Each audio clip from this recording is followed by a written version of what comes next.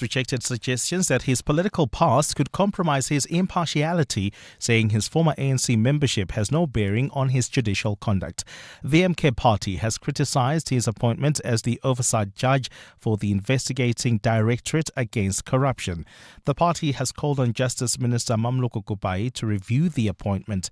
Speaking to journalists in Pretoria yesterday, Madlanga defended his independence, saying he respects the oath he took when he became a judge. I used to be a member of the ANC. I never held any office in the ANC. And I have been working in different entities. I've been a magistrate, I've been a prosecutor, I've been a regional court president. In all these instances, I took an oath of being fair and not favor anybody.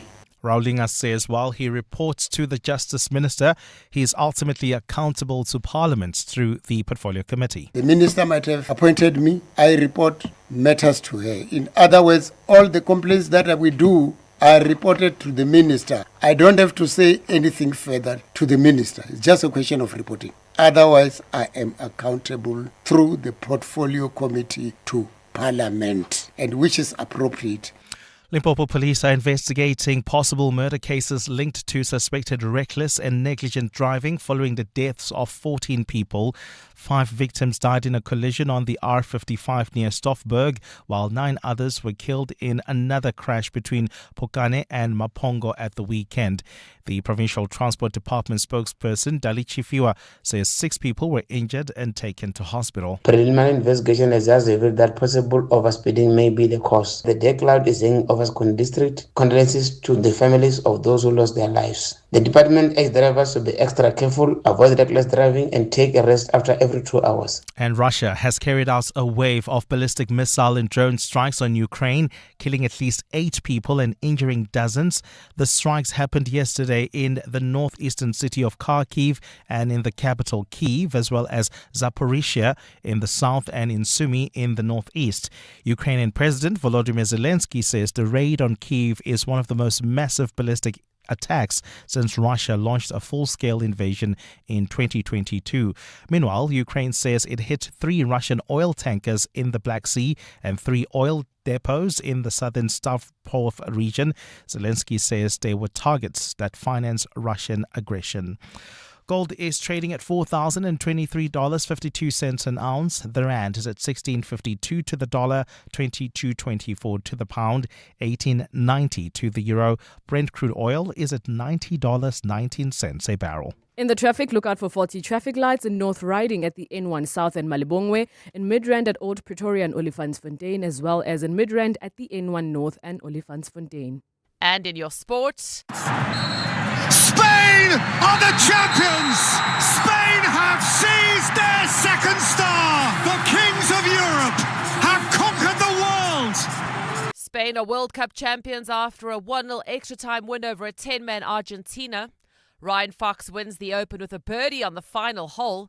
And Kimi Antonelli won a 6th Formula One this season, opening a 45-point lead at the top of the rider standings. A fine day in store for Gauteng. Johannesburg starting at 6 degrees, peaking at 21. Pretoria 7 and 25. Vereeniging 2 and 21 degrees. The top story in EWN this hour.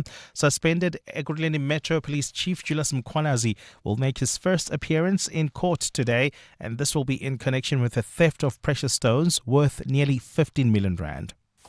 EWN, in touch, in tune, and independent. For the latest, visit ewn.co.za or download the EWN app. On Sunday, 26 July, 7:02 Josie My Josie Walk the Talk unites us all in the iconic Joburg CBD. 7:02 Walk the Talk. Enter now on primemediaplus.com. This is Breakfast with Bongani Bingwa On 702. Let's walk the talk.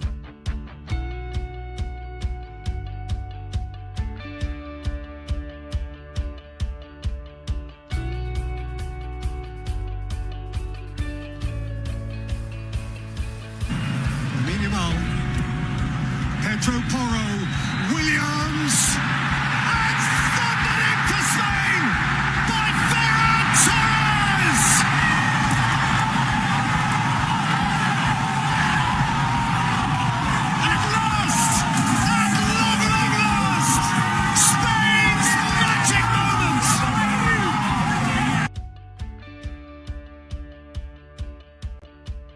And now it is the moment that the whole of Spain is watching. Spain in 2026 are, for the second time in their history, champions of the world. Yes, indeed. Spain are the champions of the world. They've won the 2026 FIFA World Cup, defeating the defending champions Argentina 1-0 after extra time. That was the final whistle at the MetLife Stadium in New Jersey, US of A. Ferran Torres from Football Club Barcelona scoring that winning goal in the 106th minute, giving Spain their second World Cup title. Their first, of course, they won right here in Johannesburg in 2010. How was this World Cup for you? 39 games, 39 unforgettable days, I should rather say. 48 nations, football's greatest spectacle. This is Breakfast with Bongani Bingwa On 702. Let's walk the talk. Cheers, tears, heartbreak, heartache, 39 unforgettable days. The world to stop. 48 nations battle for football's greatest prize. Fans wrapping themselves in their national flags, in their national colors, singing not only their national anthems, but all the unofficial anthems. We saw the dancers. We saw faces painted in all kinds of colors. It really was a rainbow of pride. Watching every kick, every save, every goal, screaming and yelling, invested as if they themselves were on the pitch. How do you look back on this World Cup 2026, the FIFA World Cup? Gianni Infantino, the FIFA president, has said this is the greatest human, social, and cultural event that mankind has ever witnessed. He even thanked the US President Donald Trump. This has not just been and is not just the greatest World Cup of all times. It is the greatest human, social, and cultural event that mankind has ever witnessed and seen, and we are all part of it. And for this, I thank you very much, Mr. President. Thanks for having us here. Do you look at that and say, he's absolutely right? He's absolutely right. It was fantastic. Or do you say, oh, somebody pass me a bucket, please? It's early in the morning. Are we letting the good story get in the way of some uncomfortable facts? Remember how the Iranian team had to be based in Mexico, even though all their games were being played in the US. The best referee on this continent was refused entry because he's Somalian. Ayman Hussein, do you know that name? An Iraqi player detained in Chicago for several hours, even though he'd been granted the visa, simply because he was from Iraq. And then, of course, the US president, that debacle where he effectively cancelled the US player Folarin Balogun's red card. What will you remember this World Cup for? Did you stay up? Did you watch last night's finale? Or do you, like me, think Saturday's game was the absolute best that we saw at this tournament? Which was your favorite game? Do you even remember Bafana Bafana versus South Korea, right? All those weeks ago. And ultimately, did the game win? Did the spectacle on the field beat the spectacle off it? Hi, Bongani and 702 family. I'm telling you, South Africa is Spain's lucky charm. Remember in 2010 when they won the World Cup? South Africa was in the World Cup, but most importantly, South Africa played the first game. So, hey, let's qualify again if we want Spain to win the World Cup. Spain should also pray that we qualify again for the World Cup. But I'm telling you, South Africa is Spain's lucky charm. Congrats to Spain. You're with Bongani Bingwa. 702 weekday mornings, 6 to 9 a.m. And then there are those conspiracy theorists, right, who find coincidence and see it as causation, right? Spain winning the World Cup in a tournament that was started by a South Africa-Mexico game in which South Africa lost to Mexico 1-0. So for Spain to win the World Cup, this is what must always happen at the start of the tournament. You know those people who'll find, yeah, but it's because, I'm telling you, there are too many times, it's not just coincidence. It couldn't possibly be just coincidence. My name is Bongani Bingwa. Welcome to 702 Breakfast. I'm not alone, of course. There's an entire production team behind the scenes putting the show together. Producers, Baphelile and Rofiwa behind the scenes. We've got Karabo, we've got KG starting the clock. The other Khumutso, Munyai, a very good morning to you, Khumutso. Hello, Bongs. How are you doing? Is this the best World Cup you have seen? No, I mean, considering my last conversation with you about World Cups and memories, I think it was entertaining, but I do think it was very political. But I will say this. The point that the president makes about it being the best social or cultural, whatever you call it. Right? Yes. I do think soccer is exactly that. I think it's really the best way to get people together. You know, we've united. It's been really lovely. But this one specifically, no. Some questions to be asked. Too many. Ray White in, of course, for Muteo Horipe. Do you agree the greatest human, social and cultural event mankind has ever witnessed? No, I need that bucket. Pass me a bucket, right? Please. This whole Trump and the Gianni thing, come on. It just went on and went on. It spoilt it, actually. And the arrests at airports and that referee, remember, they wouldn't let the guy come in as well. No. Do you look back on any game as having been a favorite? Was there a moment that you thought, despite all the nonsense off the field, despite Infantino, despite Trump, that's what football was all about? I like the runner-up one where England came in third place. Yes, that's one I like. That's Saturday's game. Yeah. That was absolutely smashing. To see France, of all teams, 4-0 down at halftime and then the comeback, but the relentlessness of the English. Yes. I mean, there was that moment. There were two key moments which I thought were just absolutely... The hairs on my back are still standing up. I get chills just thinking about it, right? The moment where, of course, Saka had a hat-trick. He was on a hat-trick, and there was a penalty. And Jude Bellingham typically takes the English hat-trick. I mean, penalty kicks, right? And he, of course, if he had scored from that penalty, he would have gone on to be the highest English scorer at any World Cup. But he lets Saka take the penalty so as to complete his hat-trick and be the first Englishman to score a hat-trick at a World Cup. Right? He let it go. He let the opportunity to be the highest scoring Englishman at a World Cup just to allow his teammate to have a hat-trick. And of course, as the football gods would have it, he then did get an opportunity, did Bellingham, to score his own goal, and they both walked away with their records. Wasn't that absolutely phenomenal? That game. Let's walk the talk. 702. We'll reflect on the tournament that was, but my goodness me, if you think you are having a blue Monday, if you think you're having a tough moment in your life right now, spare a thought for the suspended Ekurhuleni Metro Police Chief Julius Mkhwanazi, who'll be making yet another appearance in a court today, this time in connection with the theft of those precious stones worth nearly 15 million rand. Mkhwanazi and an officer from the JMPD known as Witness K at the Madlanga Commission were arrested on Friday for allegedly plotting that robbery in 2023. We heard from the witness who said Mkhwanazi was simply low on cash, and so they decided to target an apartment in Killarney and steal the precious gems. He, of course, denies it. Mkhwanazi is facing a raft of other issues, and it's just, you think you're having a tough day. But also, Andrea Johnson, the head of IDAC, right? We now have the Justice Minister, Mamuluko Kubai, saying she might have to ask the president. She might have to ask the president to suspend the IDAC head, whom we are told is back at work and perfectly fine physically. So the question might be then, why has she not appeared at the Madlanga Commission of Inquiry? It's all happening, isn't it?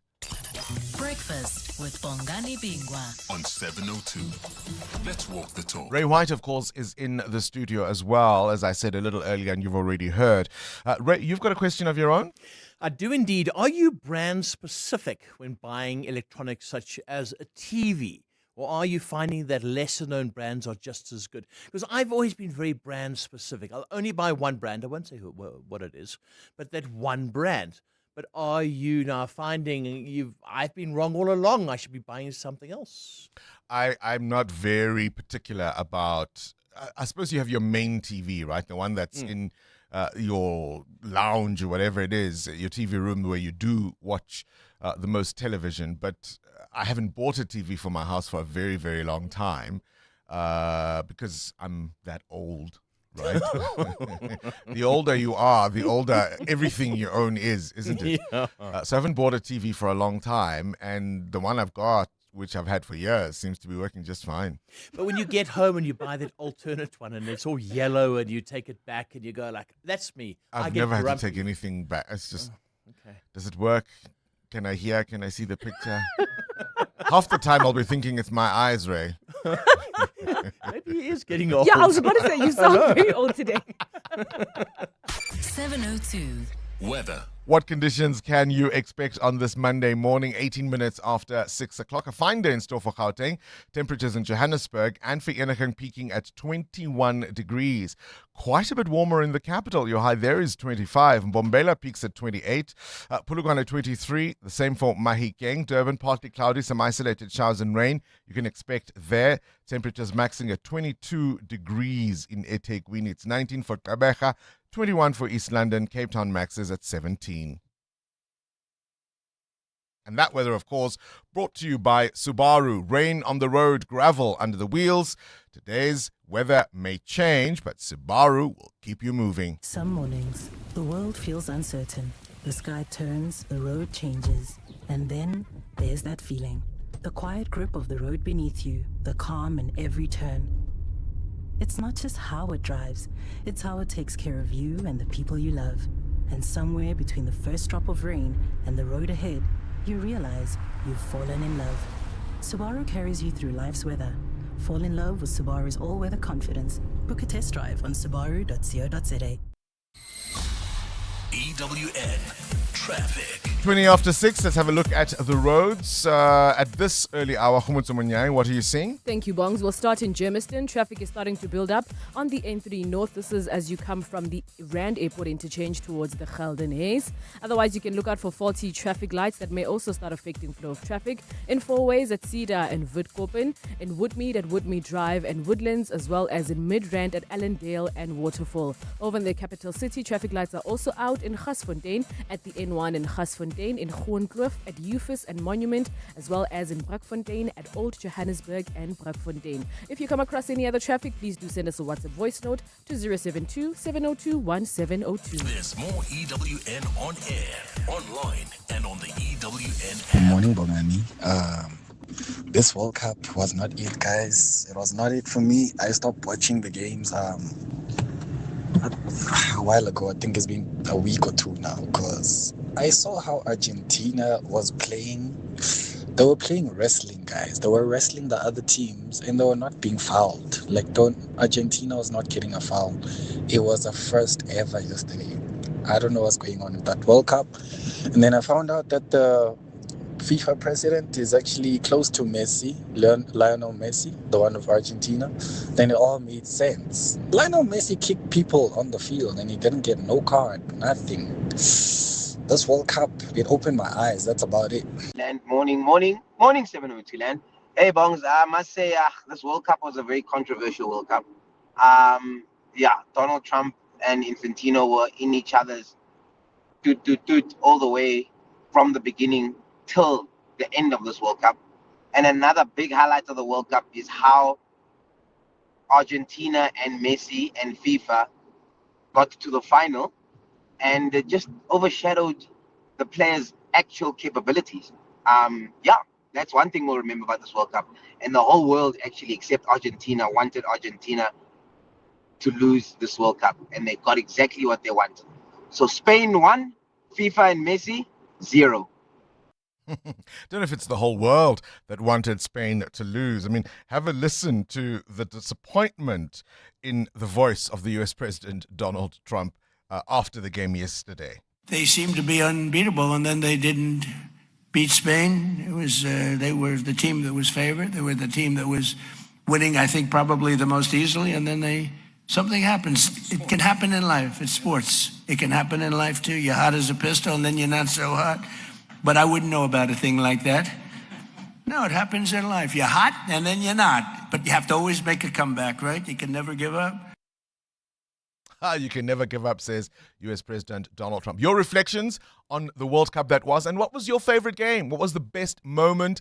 For me, the third place playoff game between France and England was the absolute highlight of this tournament. What was it for you? Start your day with Bongani Bingwa on 702. Let's walk the talk.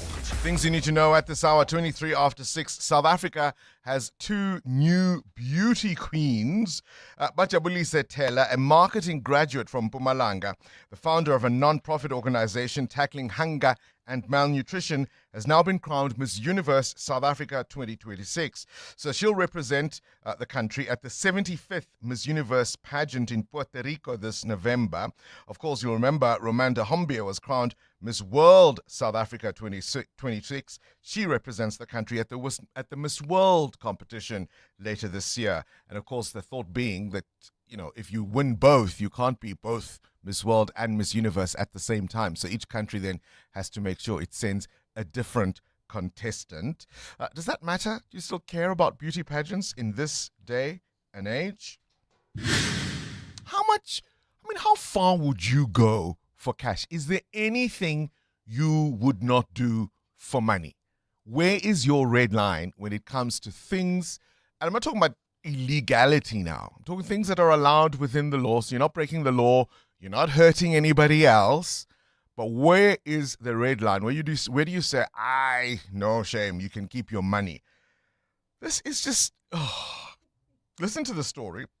In the Russian city of Stavropol, contestants have been taking part in a shopping center competition, Svisa Zulu, where they race to drink a fizzy soft drink for a cash prize worth 950 euros, 23,000 rand. The event, they call it the Game of Thrones. It's gone viral online, and of course, many in that city are uncomfortable with it. They say it's giving their city a bad reputation. Why is it called the Game of Thrones? Well, the particular throne from which they have to scoop this fizzy drink. Don't tell me it's a toilet. It is a toilet. Oh, no. Absolutely not. It is a toilet. Absolutely not. Adam Gilchrist will have more on that story in The World View. It was on this day in 1969, Neil Armstrong, Buzz Aldrin, and Michael Collins took on a mission that would change human history forever, right? This, of course, is Apollo 11's mission to the moon. Armstrong and Aldrin becoming the first humans to walk on the lunar surface, whilst Collins remained in orbit around the moon. And you remember Armstrong's words, that one small step for man, one giant leap for mankind, becoming some of the most famous in history. Today is International Moon Day, and it celebrates one of humanity's greatest achievements and one of its boldest acts of courage. And yet there are conspiracy theorists who to this day still believe the moon landing was a staged Hollywood event, that it did not happen. It's extraordinary to me that people still think that, but there are some who do. Here's the kicker. They weren't guaranteed they were coming back. It had never been done before. They had as they went into space, they had no guarantee they would come back. So, is there a mission you would volunteer for to advance human knowledge and science, knowing perhaps you might never come back? You might never come back to your life. You might never make it on the other side. And he released his first solo single, and it became a global #1 hit. This day in 2010, this was the biggest song on the planet.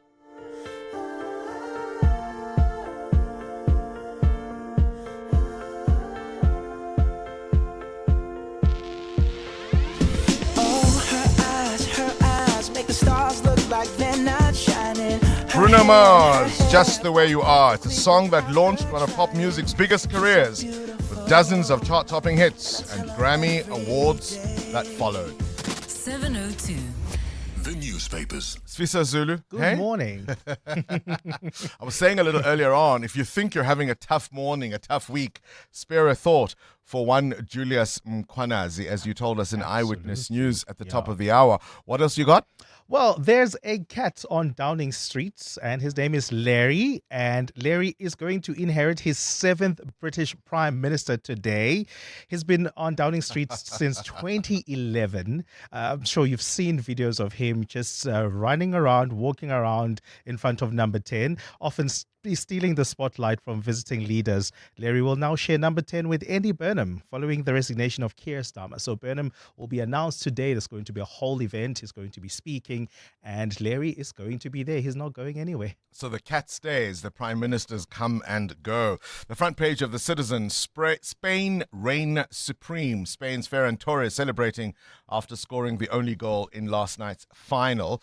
The Business Day continues looking at the PIC, and now questions are being raised about that valuation of Lanceria and the controversial 400 million rand payment made by the Public Investment Corporation to the BEE outfit Acapulco, which of course was part of the reason the CEO was suspended. The front page of the Sowetan, why meat is so expensive. EWN Business. Ray wants to know, how fussy are you about your TVs, your selections for electronics, for example? Have you burnt your fingers with a particular brand that was all the rage? Is there one that you always buy? Are you an LG or a Samsung or a Sony man? What prompts the question, Ray? Well, Samsung Electronics has cut jobs at its US display, phone and other consumer electronics operations, affecting workers mainly in New Jersey and Texas. Now, the South Korean tech giant says it's moving headquarters, but hundreds of roles are being affected. Jobs are being cut. Analysts say the cuts underscore diverging fortunes within the South Korean tech giant, with its chip division skyrocketing to record profit, but its consumer electronics units are under pressure. Samsung has flagged it will likely post a 19-fold jump in second quarter profit on strong AI-driven chip demand, but it's battling with intense competition from Apple and Chinese rivals like TCL and the Hisense in its televisions and home appliances. People are buying other things, and that's the big problem at the moment. Oh, goodness me. How are the markets this morning? Not great. Asian share markets have slipped as the escalating conflict in the Gulf lifted oil prices and fanned fears of inflation. This comes ahead of a packed week of major tech earnings, which will further test investor faith in the AI trade. Brent crude, I'm afraid, has climbed above $90 a barrel for the first time in more than a month as the U.S. military started a 9th straight day of attacks against Iran, which in turn struck targets across the entire region. Just a handful of ships sailed through the Strait of Hormuz last weekend, and one was reported to be on fire, I'm afraid. Looking at the rand at the moment, also slipping a little bit, 16.51. That's the dollar. The pound at 22.23. Euro 18.89. Platinum $1,596.65. Gold now $4,022.20. And yep, Brent crude oil $90.42. I'll have more business news for you in an hour.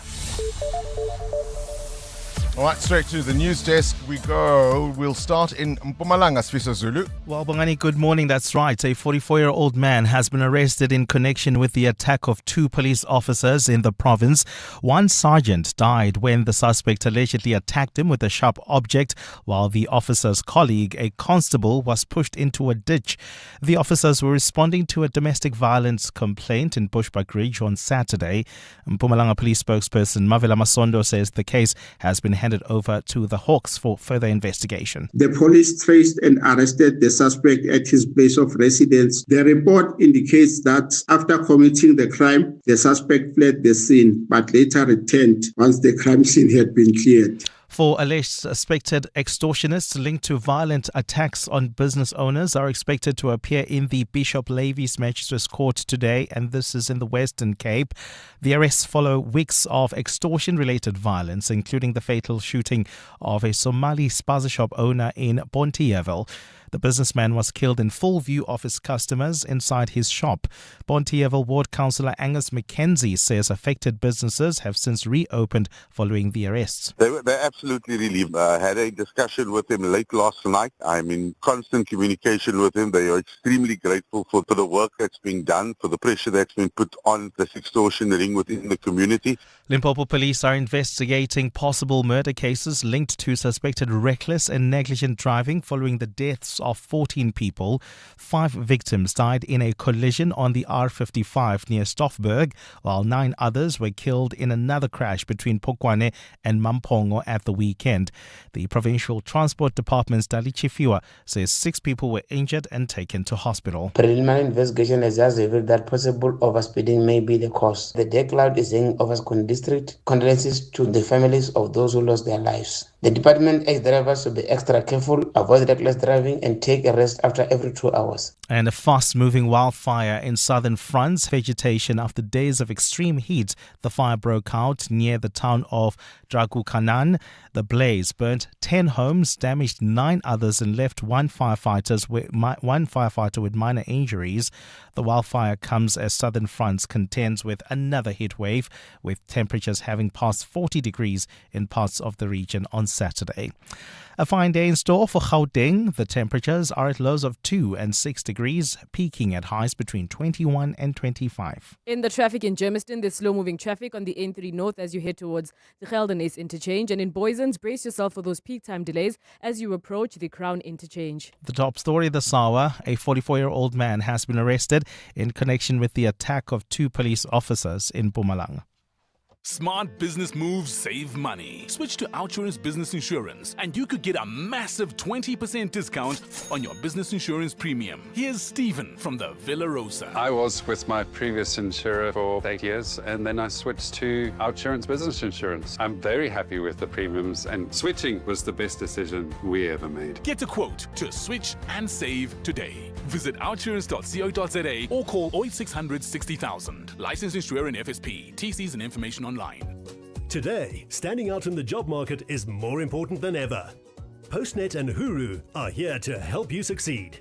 Did you know that many organizations require a criminal record check before hiring? From educators to retailers, drivers to lawyers and more, Postnet has you covered. From just 335 Rand, add a Huru criminal record check to your CV and stand out from the crowd. Visit your nearest Postnet today. Postnet, helping you succeed. 702's Small Business Focus, powered by Capitec, shines a spotlight on the drive, passion, and dedication behind every successful small business. And no surprise, actually, that confidence across most of the indicators have decreased fairly materially, and that is whether business owners are confident in their own ability to grow their business, confidence in the South African economy to grow their business and make it conducive for them to grow, confidence in access to finance, confidence in whether customers are going to pay them on time, all have dropped a few percentage points, both in comparison to the last quarter as well as the same time last year. And why I say no surprise, it's because you just have to look at what's happening in and around the world. Every Thursday between 6 and 8 p.m. Catch the Small Business Focus on 702 and bank on better business banking with Capitec. Capitec is an authorized FSP 46669. 702. WhatsApp Bongani on 072 702 1702. Bongani, good morning, and 702 listeners. Happy Monday. Bongani, look, Spain deserved to win the cup. They conceded only 1 goal. So what do you expect from the team that concedes only a goal? They are the world champions. The Spaniards celebrating their cup, while other people are celebrating last 32. Thanks. Great show as always. Good morning, Mr. Bingwa and the team. Mr. Bingwa, for me, a game between France and England, it was the best. It was marvelous to watch. Yesterday's game, yes, it was quite good, but it wasn't like Saturday's match. Saturday's match, it was like a final. Yeah, through the work, watching all the matches, the decision from the referees and everything, this World Cup, it wasn't like other World Cups that we usually see. For me, Saturday's game was a final. It was final. Thank you for Mikala here in Krugersdorp. Morning, Bongani. I thoroughly enjoyed this World Cup, although I didn't think I would when it first started with all the politics around it. But it was a very entertaining World Cup. And for me, the final was actually on Saturday between France and England. What a game, 10 goals. That was a wonderful game. And I am very happy that Spain has won. They deserve it. And I'm just glad that Spain won, really. I didn't want Argentina to win at all. Have a nice day. Looking forward to a great show as always. Take care. Bye. EWN Sport. You know, there are people who are pros and there are people who are true professionals. Let the world know Cindy Paluta is an absolute professional, because even though she has to be here at an ungodly hour every morning, Cindy, you stayed up, you watched the entire final. Yes. You're braver than I. I am so proud of myself. But at the same time, you know when we go, you have one job. Like you have one job. Like this is your job, right? Yeah. This is your job. So then what was Argentina doing? Yeah. Like they had one job. Yeah.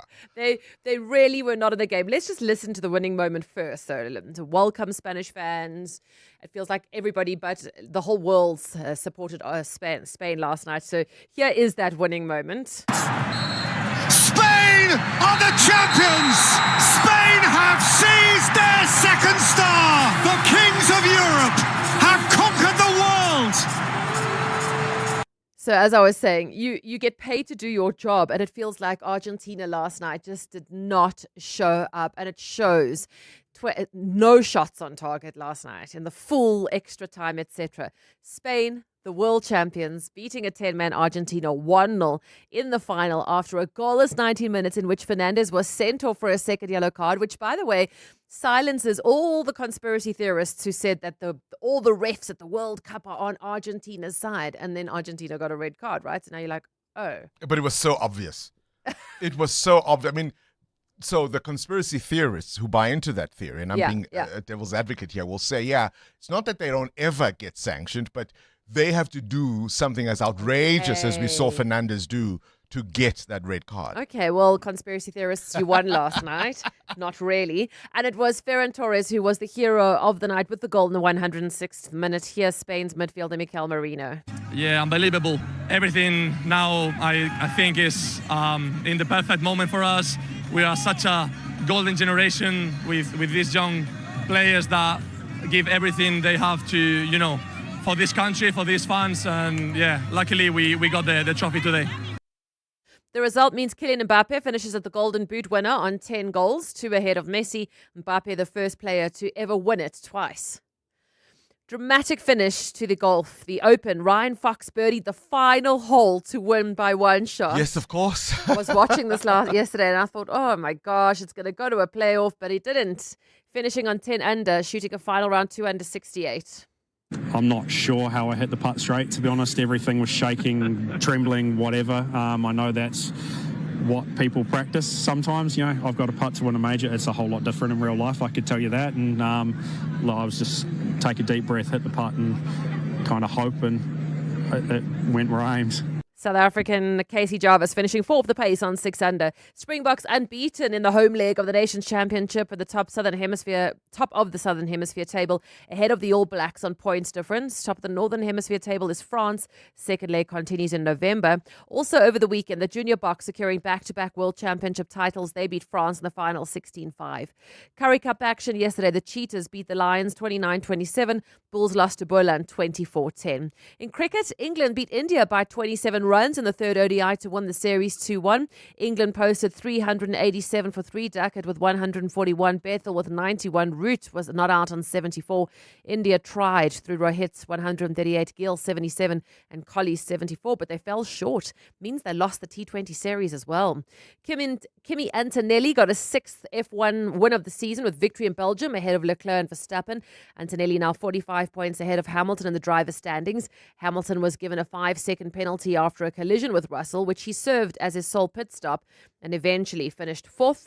And at the Tour de France, 2-time winner Jonas Vingegaard is out after crashing on stage 15. He was lying 2nd overall for the yellow jersey. The stage was won by Remco Evenepoel as Pogacar retains the yellow. Cindy Paluta, Eyewitness News Sport. Visit primemediaplus.com to enter 702 Josie My Josie Walk the Talk. Hosted by the City of Johannesburg. Walk with the people, for our Josie. For Joburg, by Joburg, in Joburg. Bamise bonke. Johannesburg is calling Sunday, 26 July. Join thousands of Joburgers for the 702 Josie My Josie Walk the Talk, proudly partnered by Standard Bank. Walk the historic streets of the CBD, starting and finishing at Ellis Park. Celebrate a city on the rise, growing, evolving and full of possibility. And it's more than a walk, it's Josie coming together. Register now for the 702 Josie My Josie Walk the Talk. Standard Bank is an authorized financial services and registered credit provider. I found a clip of a CEO, Corian Capital, Gareth Montano, who recently went through the experience of traveling to Ellis Park via the Gautrain and the Transit train. So this has nothing to do with Walk the Talk, but it gives you a sense of what you can expect on Sunday. We left Rosebank Station, went to Park Station on the Gautrain. First of all, call me ignorant, blown away by Park Station. Clean, vibrant, shops open, shops aplenty. You know, I couldn't actually believe how good Park Station looked. And then got onto a Prasa train that took us to Ellis Park. Clean, on time, efficient, thousands and thousands of fans, all happy. A lot of Prasa staff, proud, ushering us, and police presence and security. And it was remarkable. Return trip home, exactly the same experience. It's almost a glimpse of Joburg, what it can be. Get ready to watch demo prices get knocked down. It's the demolition sale at Motor Select. Hundreds of quality demo vehicles at smashed prices. Come find the demo deal you've been waiting for and save big on your next car. The demolition sale is now on. Motor Select. Trusted value, trusted vehicles. Visit motorselect.co.za to find yours. T's and C's apply. What is your business here? You didn't start your business to play it safe. You took the leap, made the bold move, and now it's time to make the next one. This week, 702 and Budget Business Insurance are giving small businesses the chance to win their share of 100,000 Rand with the Budget BizBucks Bonanza. Enter on primemediaplus.com. Tell us about the boldest move you've ever made in your business and what your next one will be. Then get an obligation-free Budget Business Insurance quote. 702 Breakfast with Bongani Bingwa could call you. Budget Insurance is a licensed non-life insurer and FSP. T's and C's apply. The Brainy Kids of the Whiz Quiz on 702. Good morning. My name is Bukosi Ntombela and I go to Clarence Primary School. I'm 13 years old. And now when I grow up, I'd like to be in pilots. 702. Coming up at 7:15, the big interview. EWN Traffic. 14 to 7, the CWN Traffic brought to you by Outsurance. SMS out to 45142 now. And you could save on your car insurance. If you don't, you can ask them for 500 Rand. Humutso, what are we seeing in Centurion at this hour? Thank you, Bongs. In Centurion, you can expect slight delays on the N1 South as you head towards Olifantsfontein Road. Meanwhile, in the opposite direction, there has been an accident on the N1 North. This is just before Sam Rand, and it is causing slight delays, so please be aware of that. In Boysens, look out for those peak time delays as you make your way towards the Crown interchange. And the N1 is also starting to experience some of those rush hour delays from Hendrik Potgieter all the way to Malibongwe Drive. I'll have more updates in just a bit. There's more EWN on air, online, and on the EWN app. Clever excuses for being late, number 95. I had load shedding and couldn't charge my phone, so I didn't have an alarm. Fortunately, with the Outsurance pointsman on the roads, you no longer have to come up with creative excuses for being late. The Outsurance pointsmen have been easing traffic congestion so we all get to where we need to be quickly and safely for the past 20 years. With Outsurance, you really always get something out. In partnership with 702, Outsurance is a licensed insurer in the FSP. Visit primemediaplus.com to enter 702 Josie My Josie Walk the Talk. Hosted by the City of Johannesburg. Walk with the people, for our Josie. For Joburg, by Joburg, in Joburg. Bamise bonke. You know when your people are giving their best, not because they're pushed or pressured, but because they feel supported. And support is making sure they're covered. So if something happens, they can get the care they need. FlexiCare Health Insurance makes it simple for every business to protect their people with affordable health cover. You care. We cover. For a tailored FlexiCare quote, speak to your financial advisor today. FlexiCare is not a medical scheme and the cover is not the same. FlexiCare is underwritten by Auto & General, a licensed non-life insurer and FSP, and administered by Discovery Health, an authorized FSP. Life doesn't stay the same. It grows. One moment becomes another. One plan becomes 5. And before you know it, the life you've been building is all around you. With its refined new grille, elevated 7-seat design, and seamless wireless Apple CarPlay and Android Auto, the new Jetour X70 Plus is designed for every chapter ahead. From 444-900. Book a test drive today. The new Jetour X70 Plus. Life expanded. The Money Show. Weekday evenings at 6. The storm around the lobbying industry was sparked by former DA leader John Steenhuisen's claim that Tony Leon's resolved communications had been working against him while he was the Minister of Agriculture. There's no law in our country that regulates corporate influence over government policy. There's no requirement, like in many other jurisdictions, for government to publicly disclose information about its interactions with the private sector. Robin Hugo is the Director for Climate Change Engagement at Just Share. The Money Show on 702. Let's walk the talk. The Money Show with Stephen Grootes is brought to you by Absa Corporate and Investment Banking. Africa's energy future takes more than ambition. It takes turning plans into projects, opportunity into investment, intent into execution. At Absa Corporate and Investment Banking, we help connect the capital, expertise, and opportunity needed to bring sustainable projects to life across Africa. That's how we're invested in Africa's energy future. Coming up in the next hour, what's the question? Brought to you by Outsurance. 3,000 Rand is up for grabs. 1,000 Rand for an answer you send based on anything that piqued your interest during the show. Your name and the answer to 072 702 1702 via WhatsApp. And then later, someone will win 2,000 Rand if they ask the question. SMS out to 45142 now, and you could save on your car insurance. Who is the whizziest of them all? It's the Whiz Quiz on 702. Play the Whiz Quiz. Today we're playing with 13-year-old Bongani, who goes to Clarence Primary School. And Bongani, I'm told you want to be a pilot, hey? Is there any country or place you would like to fly to as a pilot?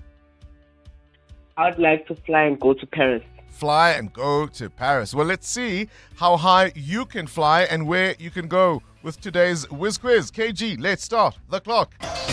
What is 5 times 5? 25. Correct. Who was the girlfriend of jungle hero Tarzan? Don't know. Pass. Jane, true or false? The process that turns a caterpillar into a butterfly is called metamorphosis. True. Correct. Which popular toy company produces little plastic figures called minifigures?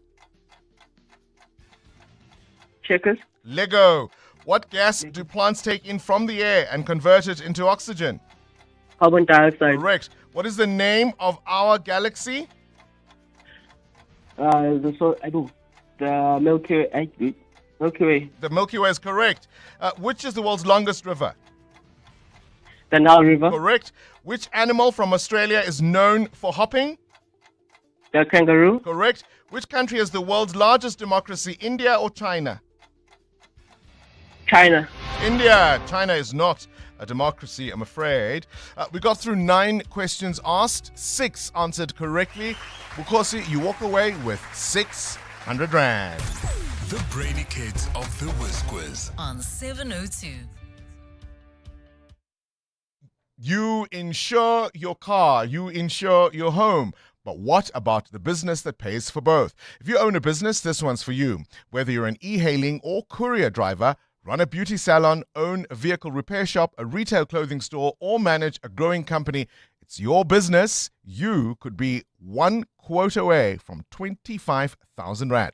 So this week, 702 and Budget Business Insurance are giving business owners the chance to win their share of 100,000 Rand with the Budget BizBucks Bonanza on 702 Breakfast with me, Bongani Bingwa.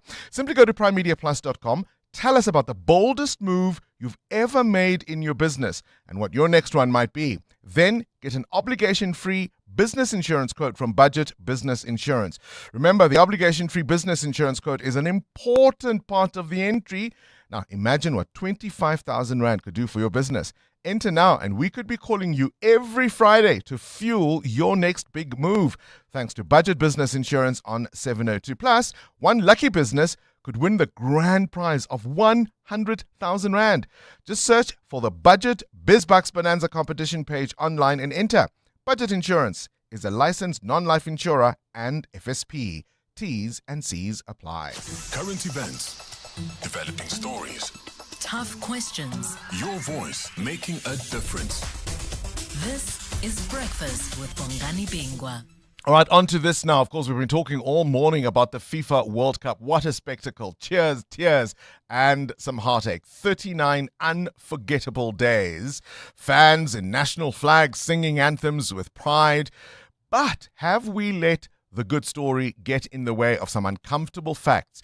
Remember how the Iranian team had to be based in Mexico, even though all their games were being played in the US. The best ref in Africa refused entry because he's Somalian. The Iraqi player questioned for hours in Chicago because he's from Iraq.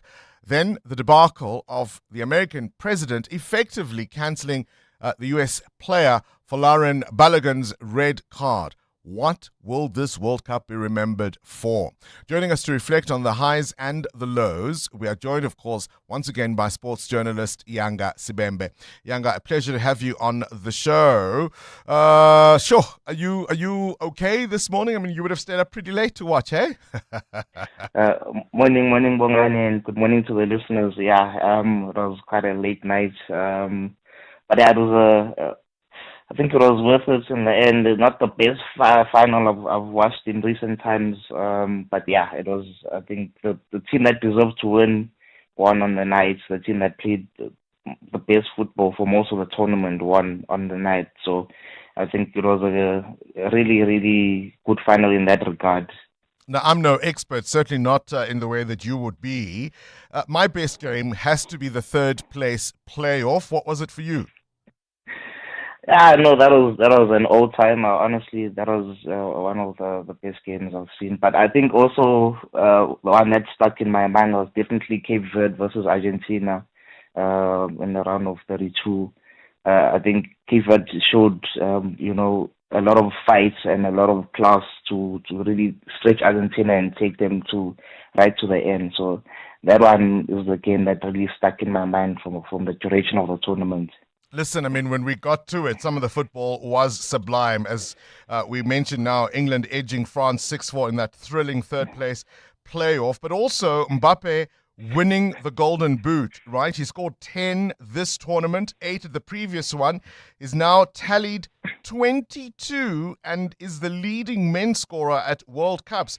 The best part for me, Yanga, is that he'll be back. Yes, yeah, no, I think someone like Kylian Mbappe is a generational talent and he's shown it again at this World Cup. The fact that he and Messi both broke Miroslav Klose's record was also quite something special from this World Cup. It showed also that there was a lot of goal scoring at the World Cup. People like Bellingham contributed. People like Harry Kane did what they had to do for their country. But of course, it wasn't enough. And even for Mbappe, it was. I think he would have exchanged breaking the record for the all-time goal scorer and winning the Golden Boot to get France to the final and win the World Cup. I think that's what he would have wanted. But of course, he will take the consolation and he'll be back again in 4 years' time and hopefully he can do that again for his country and win a second World Cup. Right. How do we look at, how do we separate, I suppose, the spectacle off the field from what we saw on the field? If you think of FIFA's handling of this tournament, and in particular its president, Gianni Infantino. Yeah, I think you can't really remove one from the other one. They go in tandem. So as much as the World Cup, like you said, will be remembered for all the spectacular games, the goals, the beautiful moments on the field, but there's always going to be that dent or that smell that lingers, that there are some moments that are not so nice that make people question the ethics of FIFA. But of course, they've defended themselves right through everything that has happened, from the rescinded red card, or the suspended red card rather, to how they handled the Iranian team, as you mentioned. So Infantino, a lot of. Hold on. Let's talk about that defense. Infantino told us to just chill. I think that basically tells you maybe how they view the people that watch the game. When you ask these tough questions, you tell people to chill. It's not a big deal, but it is a big deal when you can see that some people are all animals are equal, but some are more equal than others. It is quite unfortunate when stuff like that happens, and it's so blatant that you can see it. And even if you defend yourself, honestly, the defenses were quite weak, and I think most people saw and will be questioning FIFA going forward. If they were questioning even before that. But I think now. All right. Let me ask you this then. The extended format, there were some thrills as a result of that, right? But then there were the issues around the costs for the tickets, for transport, the hydration breaks, last night's halftime show. Will this be a unique World Cup because it was hosted in North America, or is this the change the game wants to see, the game needs to see? I think with the expansion, it will always be, you're looking at probably 2 or 3 hosts in future. I think the capacity of one country will always be stretched if we stick with this format. And there's even talk of going to 64 countries in future. So 64 if you look games. at this, 64 countries. In the finals, yes. Of course. Yes, it's from 48. So if you look at that stuff, it means that the host countries will always be stretched. So in that regard, with 3 host countries hosting a World Cup for the first time, and then of course the next one as well will be hosted by 3 host countries, you're looking at stuff like that. Hopefully the next one will also not be too expensive in terms of traveling, especially for African countries. But I think this one was really something that really stretched the pockets, but people look to have fun. The stadiums are full. So maybe it wasn't as bad as it seemed from before the tournament began. Or maybe just football won in the end. We can go on and on and on. Even the refereeing, of course, a point of controversy, especially when it came to Argentina. But Spain now are the champions, and that's just the way it is. Yanga Sibembe, sports journalist at the Daily Maverick. 702. Coming up, the big interview. The big interview focusing on Gauteng's Spaza shops, and is it fair to compare the Madlanga Commission of Inquiry to the Zondo Commission of Inquiry? This is EWN. Kat Matlala's attempted murder trial is set to begin today, and the UK prepares to welcome a new Prime Minister. Good morning, I'm Sfiso Zulu. The trial of alleged crime boss Vusmuzi Kat Matlala and his 4 co-accused is expected to start in the Johannesburg High Court today. Matlala, his wife Tsakani and the co-accused face 25 charges linked to 3 alleged assassination attempts between 2022 and 2024. The charges include attempted murder, conspiracy to commit murder, possession of illegal firearms and ammunition, as well as money laundering. Dimakatso Timakatso Leshuro has more. The attempted murder charges relate to the alleged hits targeting actress Tebogo Tobejane, taxi boss and businessman Joe Ferrari Sibanyoni, and music producer Swenki Mukubung, known as DJ Vetis. The state alleges Madlanga was the mastermind behind the plots, with Mabusela and Kekane recruited as gunmen, while his wife Tsakane allegedly played a role in the conspiracies. Nzama faces money laundering charges, with the state alleging she received 100,000 rand from Madlanga's business account and transferred the money to her father as payment for the alleged attempt on Tobejane. The state alleges the 5 accused acted together to plan, execute and fund the attacks. Timakatso Leshuro, Eyewitness News. At the same time, Madlanga-linked Julius Mkhwanazi will make his first appearance in the Johannesburg Magistrates Court today in connection with the theft of precious stones worth nearly 15 million rand. The suspended Ekurhuleni Metro Police Chief and a JMPD officer known as Witness K at the Madlanga Commission were arrested on Friday for allegedly plotting the robbery in 2023. The pair, along with 2 other EMPD officers, insist they were conducting a lawful operation in Killarney.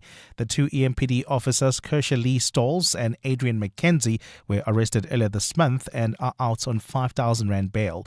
Alfara Mushwana has more. The Madlanga Commission previously heard testimony from Witness K, a JMPD officer who claims to be Julius Mkhwanazi's ex-girlfriend, that she's the one who told him about valuable gemstones being kept in an apartment in Killarney. She testified that Mkhwanazi was facing financial difficulties at the time and wanted to get his hands on quick cash. As his girlfriend, I made plans to assist him with groceries, paying for his legal fees. However, things got to a point where I was no longer able to assist him financially. She says they then plotted to steal the gemstones worth nearly 15 million rand and later sold them for just 110,000 rand. Mkhwanazi has denied that it was a theft, maintaining that he was leading a legitimate police operation. He's set to make his first appearance in court today, just 3 months after he was arrested in connection with a separate matter. Alpha Ramshwana, Eyewitness News. Retired Judge Takalani Raulinga has rejected suggestions that his political past could compromise his impartiality, saying his former ANC membership has no bearing on his judicial conduct. The MK party has criticized his appointment as the oversight judge for the investigating Directorate Against Corruption. The party has called on Justice Minister Mamluko Kubai to review the appointment. Speaking to journalists in Pretoria yesterday, Raulinga defended his independence, saying he respects the oath he took when he became a judge. I used to be a member of the ANC. I never held any officer in the ANC. And I have been working in different entities. I've been a magistrate, I've been a prosecutor, I've been a regional court president. In all these instances, I took an oath of being fair and not favor anybody. Raulinga says while he reports to the Justice Minister, he is ultimately accountable to Parliament through the Portfolio Committee. The Minister might have appointed me. I report matters to her. In other words, all the complaints that we do are reported to the Minister. I don't have to say anything further to the Minister. It's just a question of reporting. Otherwise, I am accountable through the Portfolio Committee to Parliament, and which is appropriate. And Britain will get its 7th Prime Minister in 10 years when Andy Burnham takes over the role from today. The new leader takes over from Keir Starmer 2 years after the outgoing Prime Minister led the Labour to power in a landslide election victory after 14 years of Conservative rule. After being asked by King Charles III to form the next government, Burnham is due to make his first speech outside 10 Downing Street shortly after Starmer has said his farewells. He will set out priorities for restoring confidence in government and giving Britain more breathing room amid the cost of living crisis, his team has said. Speaking during his first speech as Labour's new leader on Friday, Burnham said he's ready to lead. We are united, and we put the power that comes from that unity at the service of people and places who have been waiting too long for politics to let them hope again. And that's what we're going to do, everybody. We're going to give them hope back. Gold is trading at $4,021.22 an ounce. The rand is at 16.50 to the dollar, 22.23 to the pound, 18.89 to the euro. Brent crude oil is at $90.41 a barrel. In the traffic in Edenvale, there's slow-moving traffic on the N3 North from the Galulis interchange, and it is due to an accident just after Linksfield Road. Also look out for faulty traffic lights in Sunning Hill at Rivonia and Witkoppen. And in your sport, European champions Spain are now the world champions after a 1-0 extra-time win over a 10-man Argentina. In golf, the Open won by Ryan Fox, who snatched a one-shot win on the birdie on the last hole. And Kimi Antonelli now 45 points clear in the F1 driver standings after his 6th win of the season. It was yesterday at Belgium. A fine day in store for Gauteng today. The temperatures will peak at highs between 21 and 25 degrees. The top story in EWN this hour. The trial of alleged crime boss Vusmuzi Matlala and his 4 co-accused is expected to start in the Johannesburg High Court today. EWN, in touch, in tune, and independent. For the latest, visit ewn.co.za or download the EWN app. Visit primemediaplus.com to enter 702 Josie My Josie Walk the Talk. Hosted by the City of Johannesburg. Walk with the people, for our Josie. For Joburg, by Joburg, in Joburg. Bamise bonke. This is Breakfast with Bongani Bingwa on 702. Let's walk the talk. 8 minutes after 7 o'clock. I'd love to know from people who have taken leave this morning because they knew they'd be up until the wee hours watching last night's game. Have you taken leave? Or are you at work, at your desk, on your way to work, breathing through the wound, as it were? And what did you think of that halftime show? Shakira, Burna Boy, Madonna, all performing as if it were the American Super Bowl. Was it a waste of time? Or do you think more of that, please? What was your reflection of this World Cup? Mbappe, of course, walks away with the Golden Boot, but you've got, I think, 2 English players in the chase, or who were in the hunt for that Golden Boot. Harry Kane and, of course, Jude Bellingham. 15 goals between the two of them. What does that tell you about England's attacking style of football, and should they have stuck with it?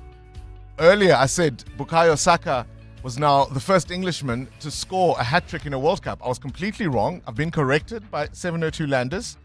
Jeffrey Hurst was the first to do it against West Germany in 1966. Gary Lineker against Poland in 86. And Harry Kane against Panama in 2018.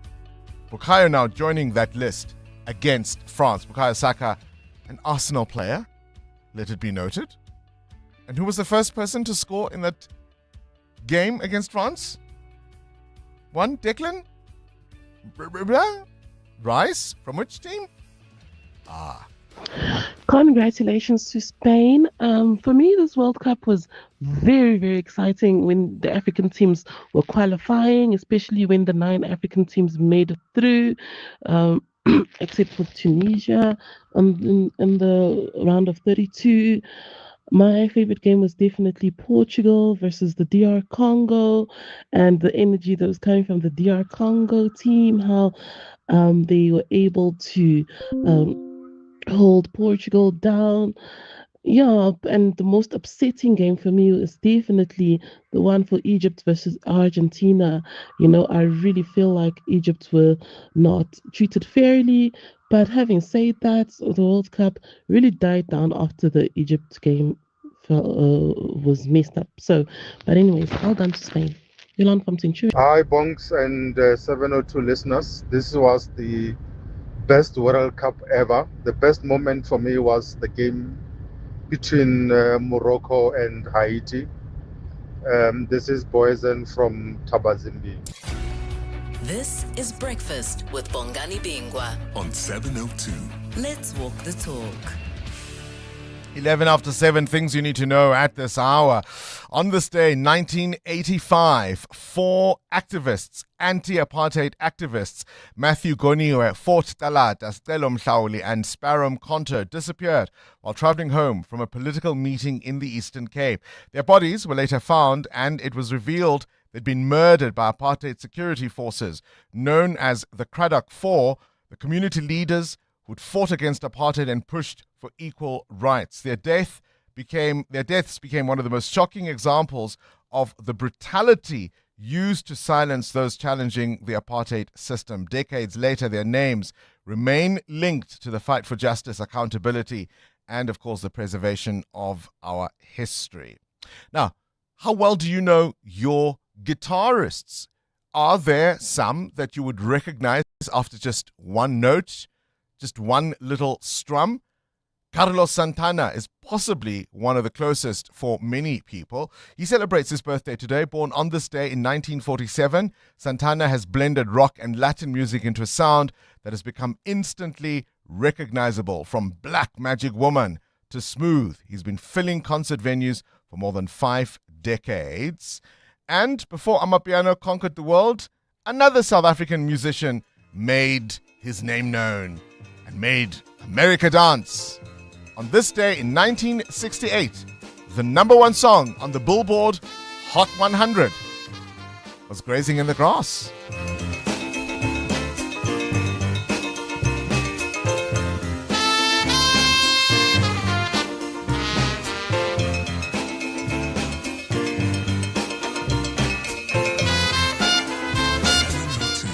Up next, The Big Interview.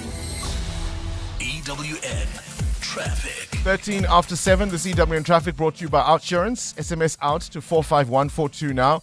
And you could save on your car insurance. If you don't, ask them for 500 Rand. Khomotso? Thank you, Wangs. In Edenvale, there's an accident on the N3 North just after Linksfield Road, and it is slowing down traffic from the Gilulis interchange.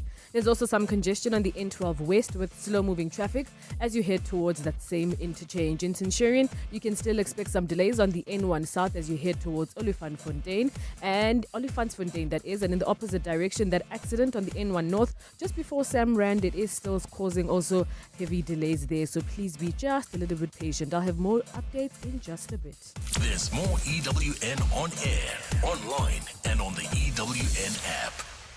You may not be able to drop the price of your child's school fees, but switch to Outsurance and you could drop your car insurance premium. You could save big, like 36-year-old Gil, who saves a jaw-dropping 471 Rand a month on her 2025 Hyundai i20. Don't pay more than you need to. Get a quote from Outsurance to switch and save today. SMS out to 45142. That's out to 45142. Outsurance is a licensed insurer and FSP. TCs and information online. Welcome to Nando's Taste-Demonials. It's the flavor! Real reviews by real people. Nico from Kailami is in touch with his emotions. So when we asked about the Nando's Peri Peri half chicken and a single side for only $125, he said, I'm sad. I finished it. Ah, Nikos, ungawari. Because this chicken season has more episodes. Nando's. Oh, what a place. If you're planning to sell your vehicle, ensure you do it the easy, simple, and safe way with We Buy Cars. Don't waste your time with tire kickers. Trust South Africa's expert, trusted since 2001. Get the process started. Get an estimated price for your car on webuycars.co.za. They'll arrange a physical evaluation and test drive your car. After the evaluation, once you accept the final offer, they'll finalize the admin and pay you on the spot, quick and easy. And if you're looking to buy, you can browse thousands of vehicles online, discovering a variety of auction deals, special offers, and more. So whether you're looking for an affordable hatch or a sleeky sedan, We Buy Cars has over 15,000 options to choose from. Visit webuycars.co.za to get started today. So, the payments game has totally changed and businesses can now score with the new FNB Speedpoint range. That's great news for business owners. You get a low commission rate starting from 1.8% that drops to as low as 0.6% as your business grows. I want to play for this winning team. Get in the payments game with a bank that rewards your business for doing well. FNB, help changes everything. First National Bank, a division of First Rand Bank Limited, an authorized financial services and credit provider. T's and C's apply. 702. The Big Interview with Bongani Bingwa. 16 after 7, let's start with this. The Zondo Commission, or the State Capture Commission of Inquiry famously took years to complete and more than R1 billion from the public purse. Currently underway, the Madlanga Commission of Inquiry is moving at a different speed. Evidence coming in thick and fast, and the dominoes are falling as dismissals and arrests already begin, even as the hearings continue. But when we compare the two, are we doing so fairly? Or is it apples and oranges? We're joined now by analyst and security strategist and retired Interpol ambassador Andy Mashaile. A very good morning to you and welcome to 702 Breakfast. Bongani, we haven't spoken in a long while. Good morning to you. And all the time I listen to your show, you remind me of one lovely brother who used to work there, XG. And may his soul rest in peace. And thank you for the good show. Thank you for the compliments. High praise indeed. Let's get on with it then. Different powers, different mandates, some might argue. Is it fair to compare the Madlanga Commission with the Zondo Commission of Inquiry?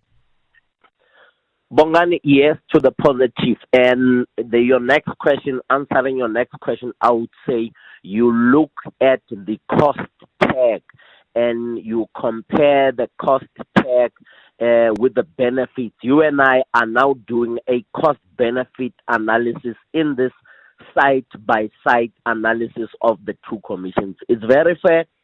All of them were given the mandate, and South Africans expected people to be arrested, prosecuted, and incarcerated with the Zondo Commission. Same expectation with the Madlanga Commission. Arrest, prosecute, convict, and we have seen some serious successes registered with the Madlanga Commission at a budget of about 147 million, given the Zondo Commission with a 1.1 billion rand. But hang on, I mean, the Zondo Commission was focused on uncovering state capture allegations and dealing with what was alleged, much of it not quite in the public domain in the way that the allegations that gave rise to this commission were aired out. Some of it was discovered along the way, if you will. This commission can make interim referrals for investigations and possible prosecutions. With Zondo, we had to wait until the end of that process. So there is some difference in terms of their mandates and legal powers. Bibi, when you discover crime and criminality in your investigation or interview or interrogations of the Zondo Commission, you cannot wait until the end of the commission to register them with law enforcement authorities to do further investigation. Fast forward to Ntate Madlanga. You do that. You refer and a special investigations task team was established and successes were registered as they used that language in the corridors of the SAPS and people were arrested. Now, the rider here, Bongs, becomes in the Zondo Commission. You had not really configured it to yield the results that I am praising the Madlanga Commission for. Yes. If you had configured it that way, the analysis would have been fair to Ntate Zondo. Now, the analysis are not fair based on what I said earlier on, your cost-benefit analysis. You would not have configured it in that way and spend 1.1 bar compared to the 147 meters. Does that then mean that in some senses this commission has benefited from the lessons learnt during the State Capture Commission? And I suppose some credit might go to the president in terms of the parameters of this commission and its terms of reference. And ultimately, does that mean then we have now produced some kind of working template for how these commissions should proceed? Or will that depend on the nature of the issues being investigated? Bibi, let's give praise to Ntate Ramaphosa.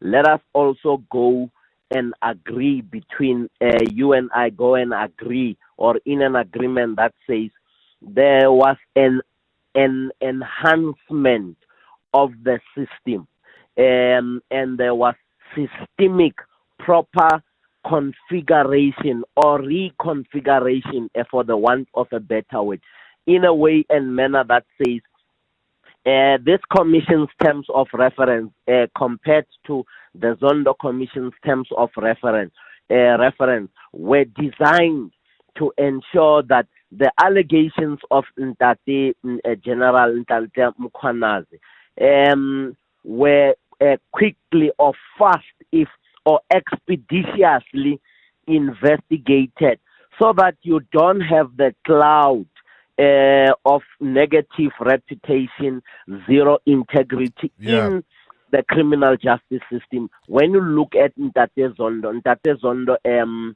had to take time to do some serious investigation. There was no threat to the criminal justice system, as we see in the last week's testimony by Mbongeleni and Brian Padiachi. I suppose one of the issues that we will now have to contend with is, whilst arrests may be welcome, the real question is, given the complexity of these high-profile cases involving senior officials, the big question will be, will this NPA be up to the task to prove some of these cases and get convictions beyond just the arrests? Or is there a risk that some might actually collapse? I appreciate your time, Andy Mashaile, there, security strategist and retired Interpol ambassador. 702. The Big Interview With Bongani Bingwa. Let's move on to something else entirely now. In 2024, suspected food poisoning claimed the lives of at least 23 children. The public protector has been investigating Gauteng's spaza shops and has delivered a damning verdict that indeed provincial and local governments have failed to do the one job that could have prevented some of these deaths: enforcing food safety laws. But the report paints another picture of a province stretched to beyond breaking point. Gauteng has only about 30% of the environmental health inspectors it needs. So that means thousands of tuck shops, spaza shops, and other food outlets operate with little or no oversight. And Johannesburg has the highest numbers of inspectors. Ekurhuleni, Tshwane, Citybang are even worse off. But it's not just about inspectors. Thousands of these spaza shops are operating without licenses. Only 28% registered in Gauteng. The public protector tells us 55% of spaza shops are owned by foreign nationals. And I think it's another issue that points to the failures of authorities, because we all see who owns the shops, but how many are registered? And if they're not registered, who knows what they are selling and whether you and I ought to buy it. Dumisani Fana joins us now as the Deputy President of the National Informal Traders Alliance of South Africa, NITASA. A very good morning to you, and thank you for your time. Good morning, sir. How are you? I'm very well, thank you. I hope you are too. This report by the Public Protector, prompted, of course, by the deaths of the children, has really painted a shocking picture about the failure of municipalities to enforce food safety regulations and make sure that these businesses, in fact, are compliant with the law. Yeah, indeed, it has shocked South Africa. I think it is the failure of the municipality to enforce laws in South Africa and leave these people to sell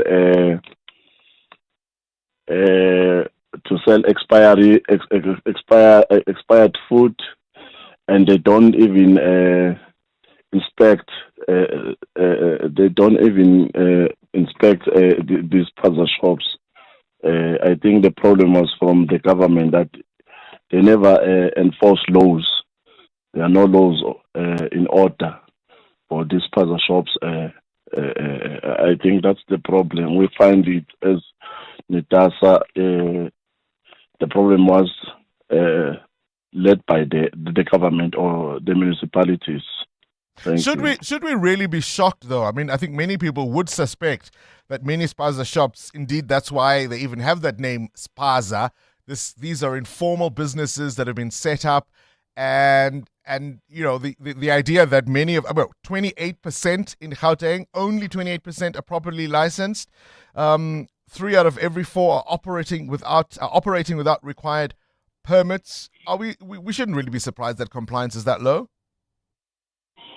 Yeah, we should not be surprised because the municipality they just take bribes from the legal foreigners. That's why there are so many sponsors for foreigners around, and after that they don't even enforce the laws. That's why they fail to enforce law, safety laws in informal sector. That's the problem. I appreciate your time. Dumisana Fana there is the Deputy President of the National Informer Traders Alliance of South Africa. EWN Business. Going now to business news. Ray White in for Muteo. Ray, good morning to you once more. I suppose we should know this week or maybe next, right, who will take over one of South Africa's most iconic company brands, De Beers. Yeah, they need to tell us, Bongani, but it looks like they're going to. Anglo American has chosen a preferred buyer for its stake in diamond producer De Beers, with Botswana weighing whether to exercise its right of first refusal. Now, the bidder has been identified as the Global Diamond Consortium. Now, Botswana, which already owns 15%, could enter on its own with the consortium or alongside a third party. A decision is actually expected this week. Anglo put De Beers, one of the world's leading diamond companies, up for sale in May 2024 as part of a broader restructuring prompted by falling diamond prices and the growing popularity of synthetic diamonds.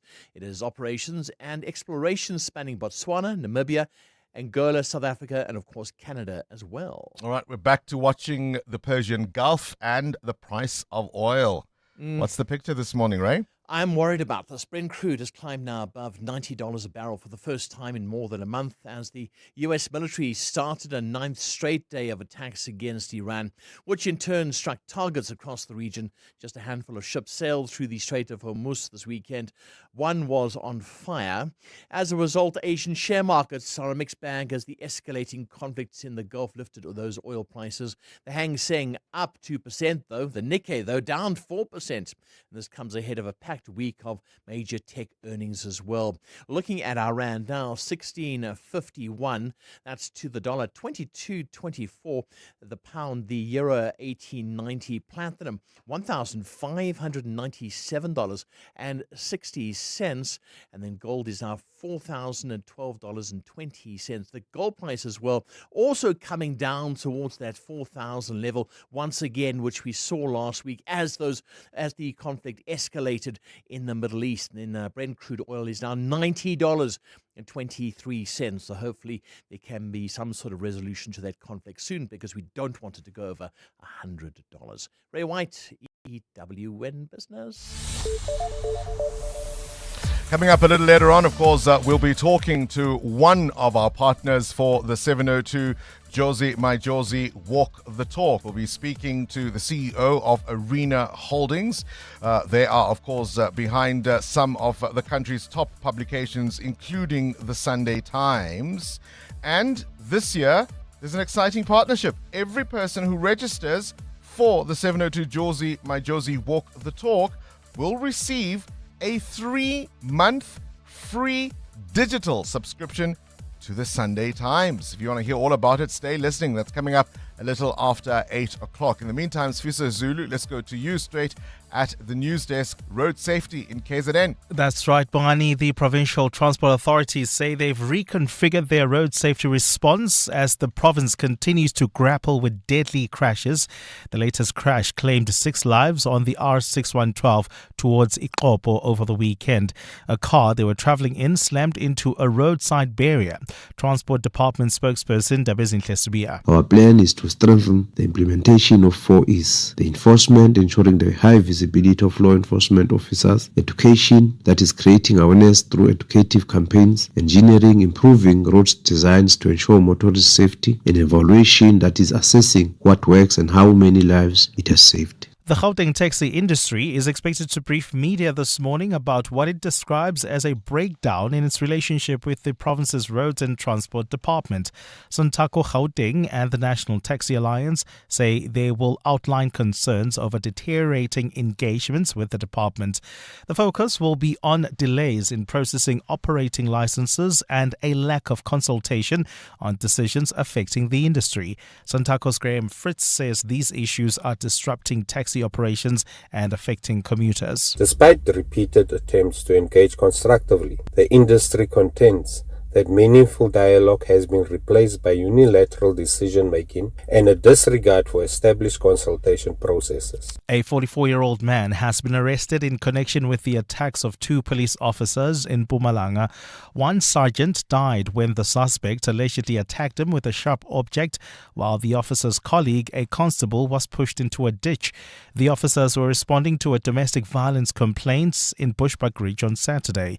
Mpumalanga police spokesperson Mavela Zondo says the case has been handed to the Hawks for further investigation. The police traced and arrested the suspect at his place of residence. The report indicates that after committing the crime, the suspect fled the scene but later returned once the crime scene had been cleared. And 6 people have died after a 5.1 magnitude earthquake in Peru.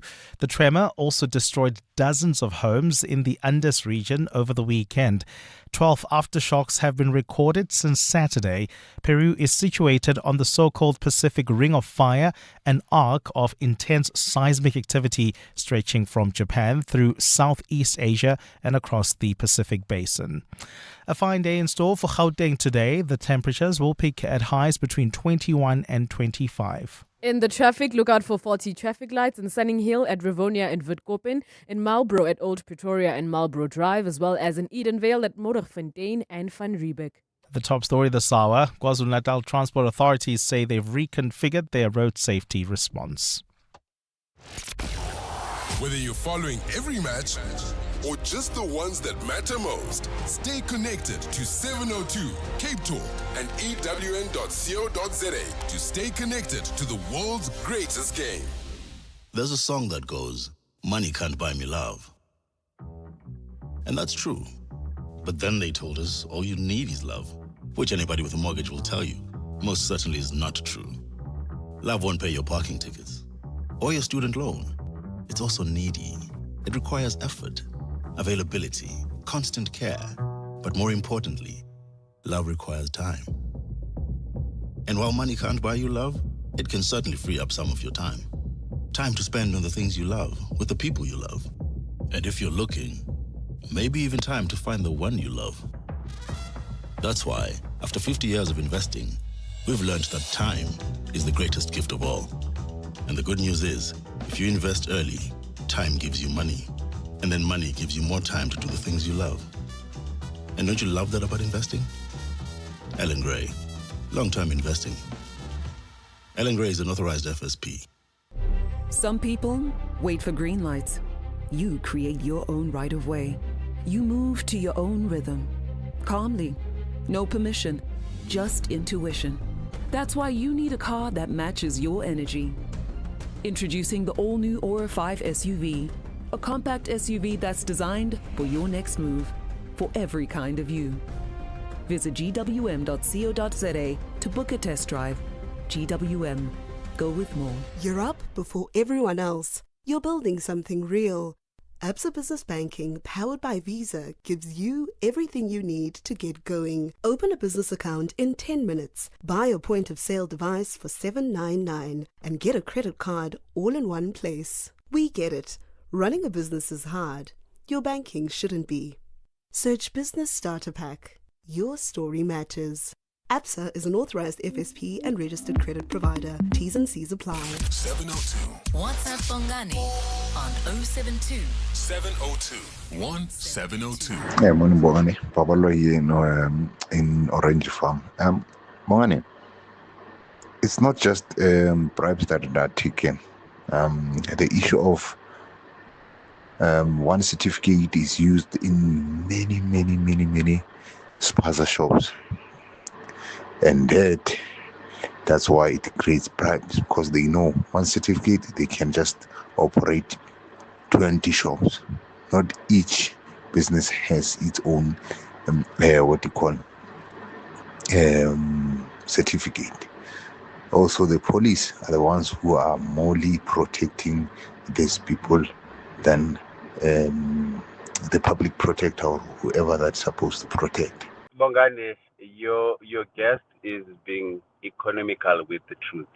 If you go to the rural areas where there are no foreigners, as we call them, you do find spaza shops where people are selling anything from food to beers. And I understand that if you're going to be selling alcohol, you need to have a liquor license. So even local business people take advantage of gaps. If they see a demand in the market, they'll plug that gap. Let's not oversimplify things and saying that it is the municipality's failure to monitor and police the foreigner-owned spaza shops.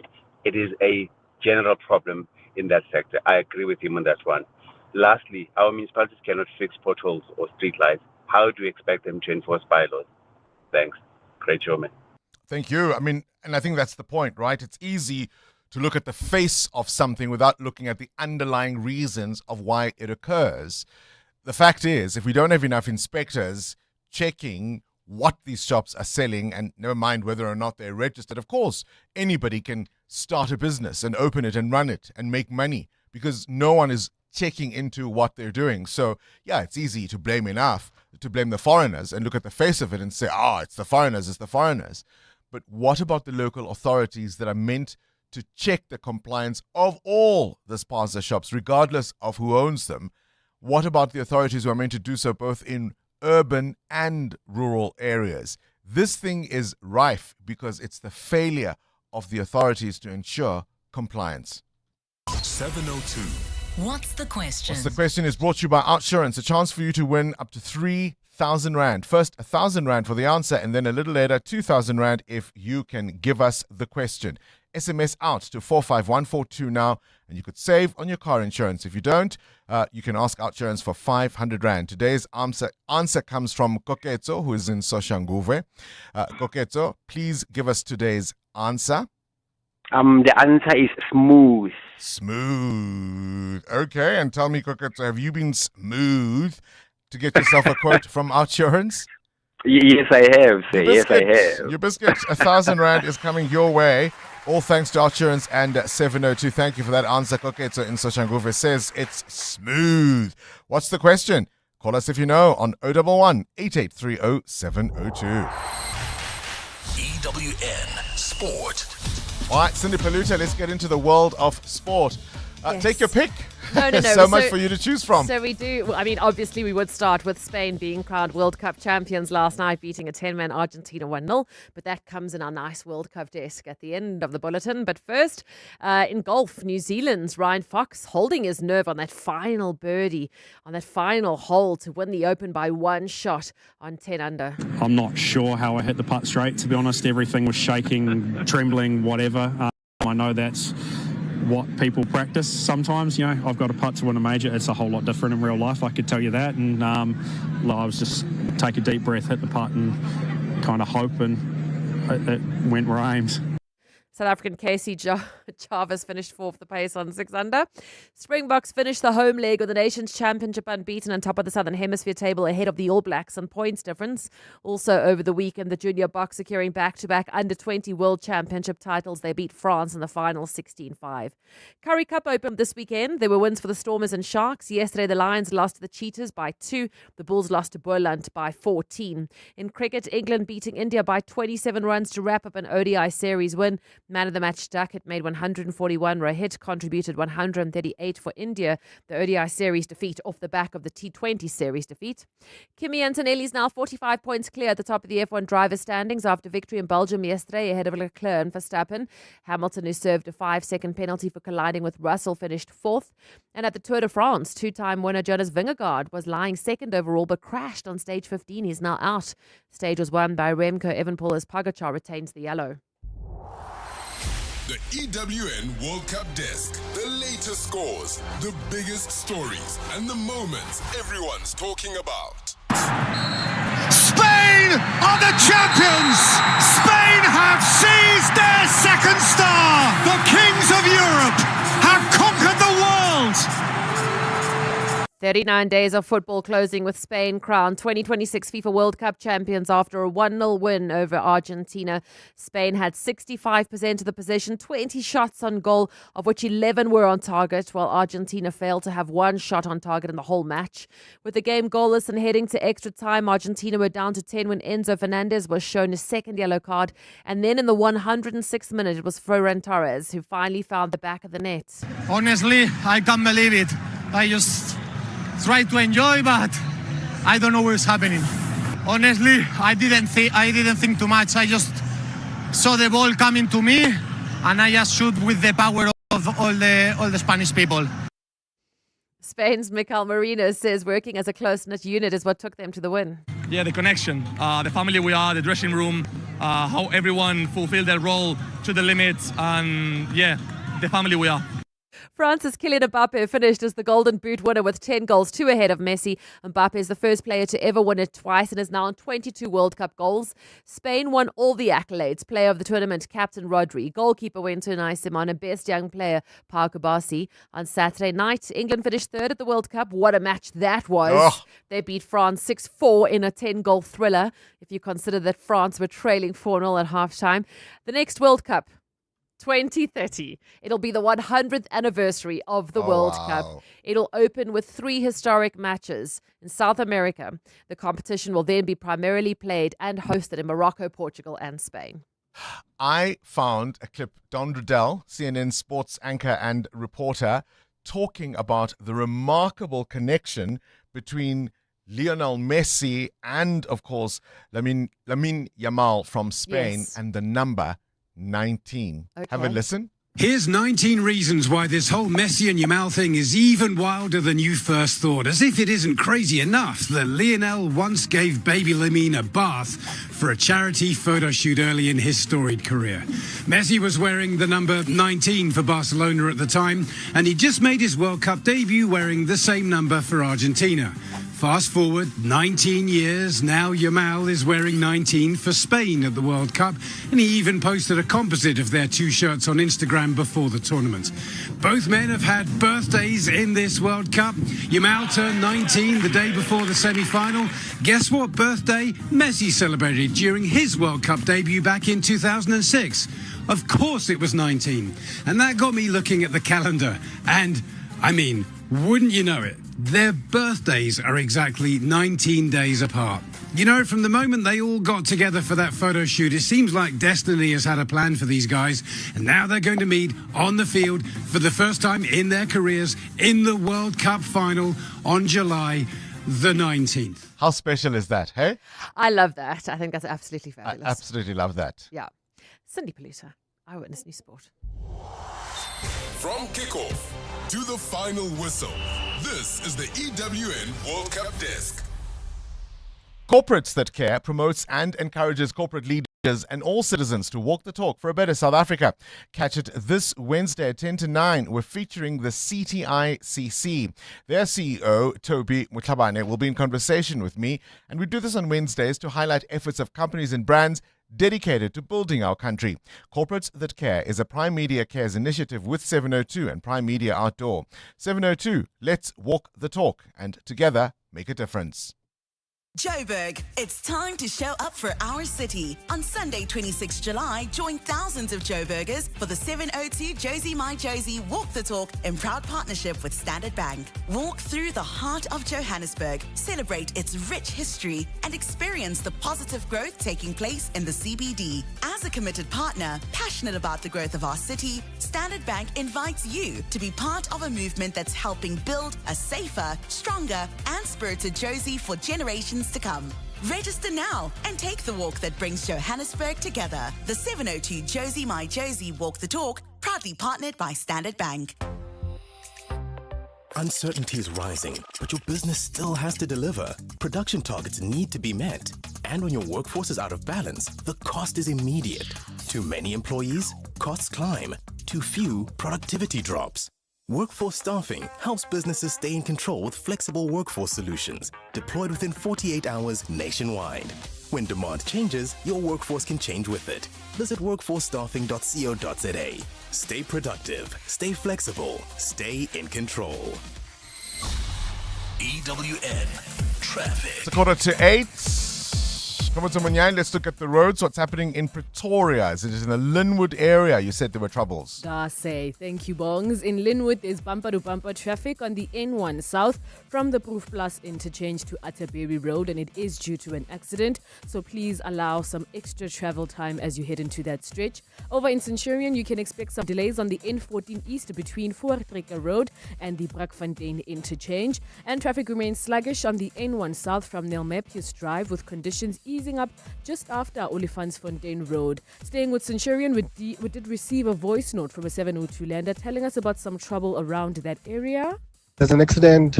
A truck versus a car on the N1 North just before Olifantsfontein, off ramp. The second lane from the left is more or less the middle lane. Just an update there for the listeners. Thanks. Thank you so much for that update. Please do drive carefully. Remember, if you come across any other traffic, you can also send us a WhatsApp voice note on 072-702-1702. There's more EWN on air, online, and on the EWN app. Remember the first time your soul felt alive? That feeling is calling you back. Come to where your soul gets reborn through music at the Standard Bank Joy of Jazz. We're featuring global icons Kamasi Washington, Ibrahim Malouf, Angelique Kidjo, Nubia Garcia, Floetry, Temba, and Africa Mkize, Judith Sepuma, Makhoy Mkhubata, Manana, Thandiswa Mazwai singing Huma Segela. Over 40 world-class acts, 4 iconic stages, 1 unforgettable experience at the Sandton Convention Center. This is Jazz Reignited. Get your weekend pass for the 25th and 25th of September right now via Ticketmaster. Cutting costs means more money for your business. Switch to Outsurance Business Insurance and you could get a massive 20% discount on your business insurance premium. Here's Marshall from Bow Electrical. I was with my other insurance for many years and then I switched to Outsurance Business Insurance. It was a one quick call. They give me a great cover and a great price. Give them a call. You have nothing to lose. I wish I have switched sooner. Get a quote to switch and save today. Visit outsurance.co.za or call 0800 60000. Licensed insurer and FSP. TCs and information online. Find your next design obsession at Decorex Joburg. From the 30th of July to the 2nd of August, the Sandton Convention Center becomes the destination for the latest in decor and design. Explore over 450 exhibitors across 5 levels, inspiring talks and live demos, plus the property show by Private Property. Download the Decorex app and plan your visit today. Decorex Joburg, 30th July to 2nd August. Tickets at decorex.co.za and at the door. 702. What's the question? For 2,000 Rand in cash, all thanks to Outsurance. Please tell me what's the question if the answer is smooth. Let's start with Asive in Kimberley. Asive, please tell me what's the question? To where did the 3 astronauts flew in an Apollo 11 mission in 1969? To smooth. Remember your question must work with the answer. The answer is smooth. Smooth is the answer, not the moon. I think you thought it was the moon. Let's go to let's go to Jamie Lee. Jamie Lee, what's the question? Hi, good morning, Bongani. The question is, what is the name of one of Carlos Santana's songs, who was born in 1974, who blends rock and Latin music into his sound? Born in 19 what? 1947. Yeah, there we go. There we go. He's not that young. Jamie Lee, 2,000 Rand is coming your way. Thanks to Outsurance. That was almost smooth, Thank you it was almost smooth.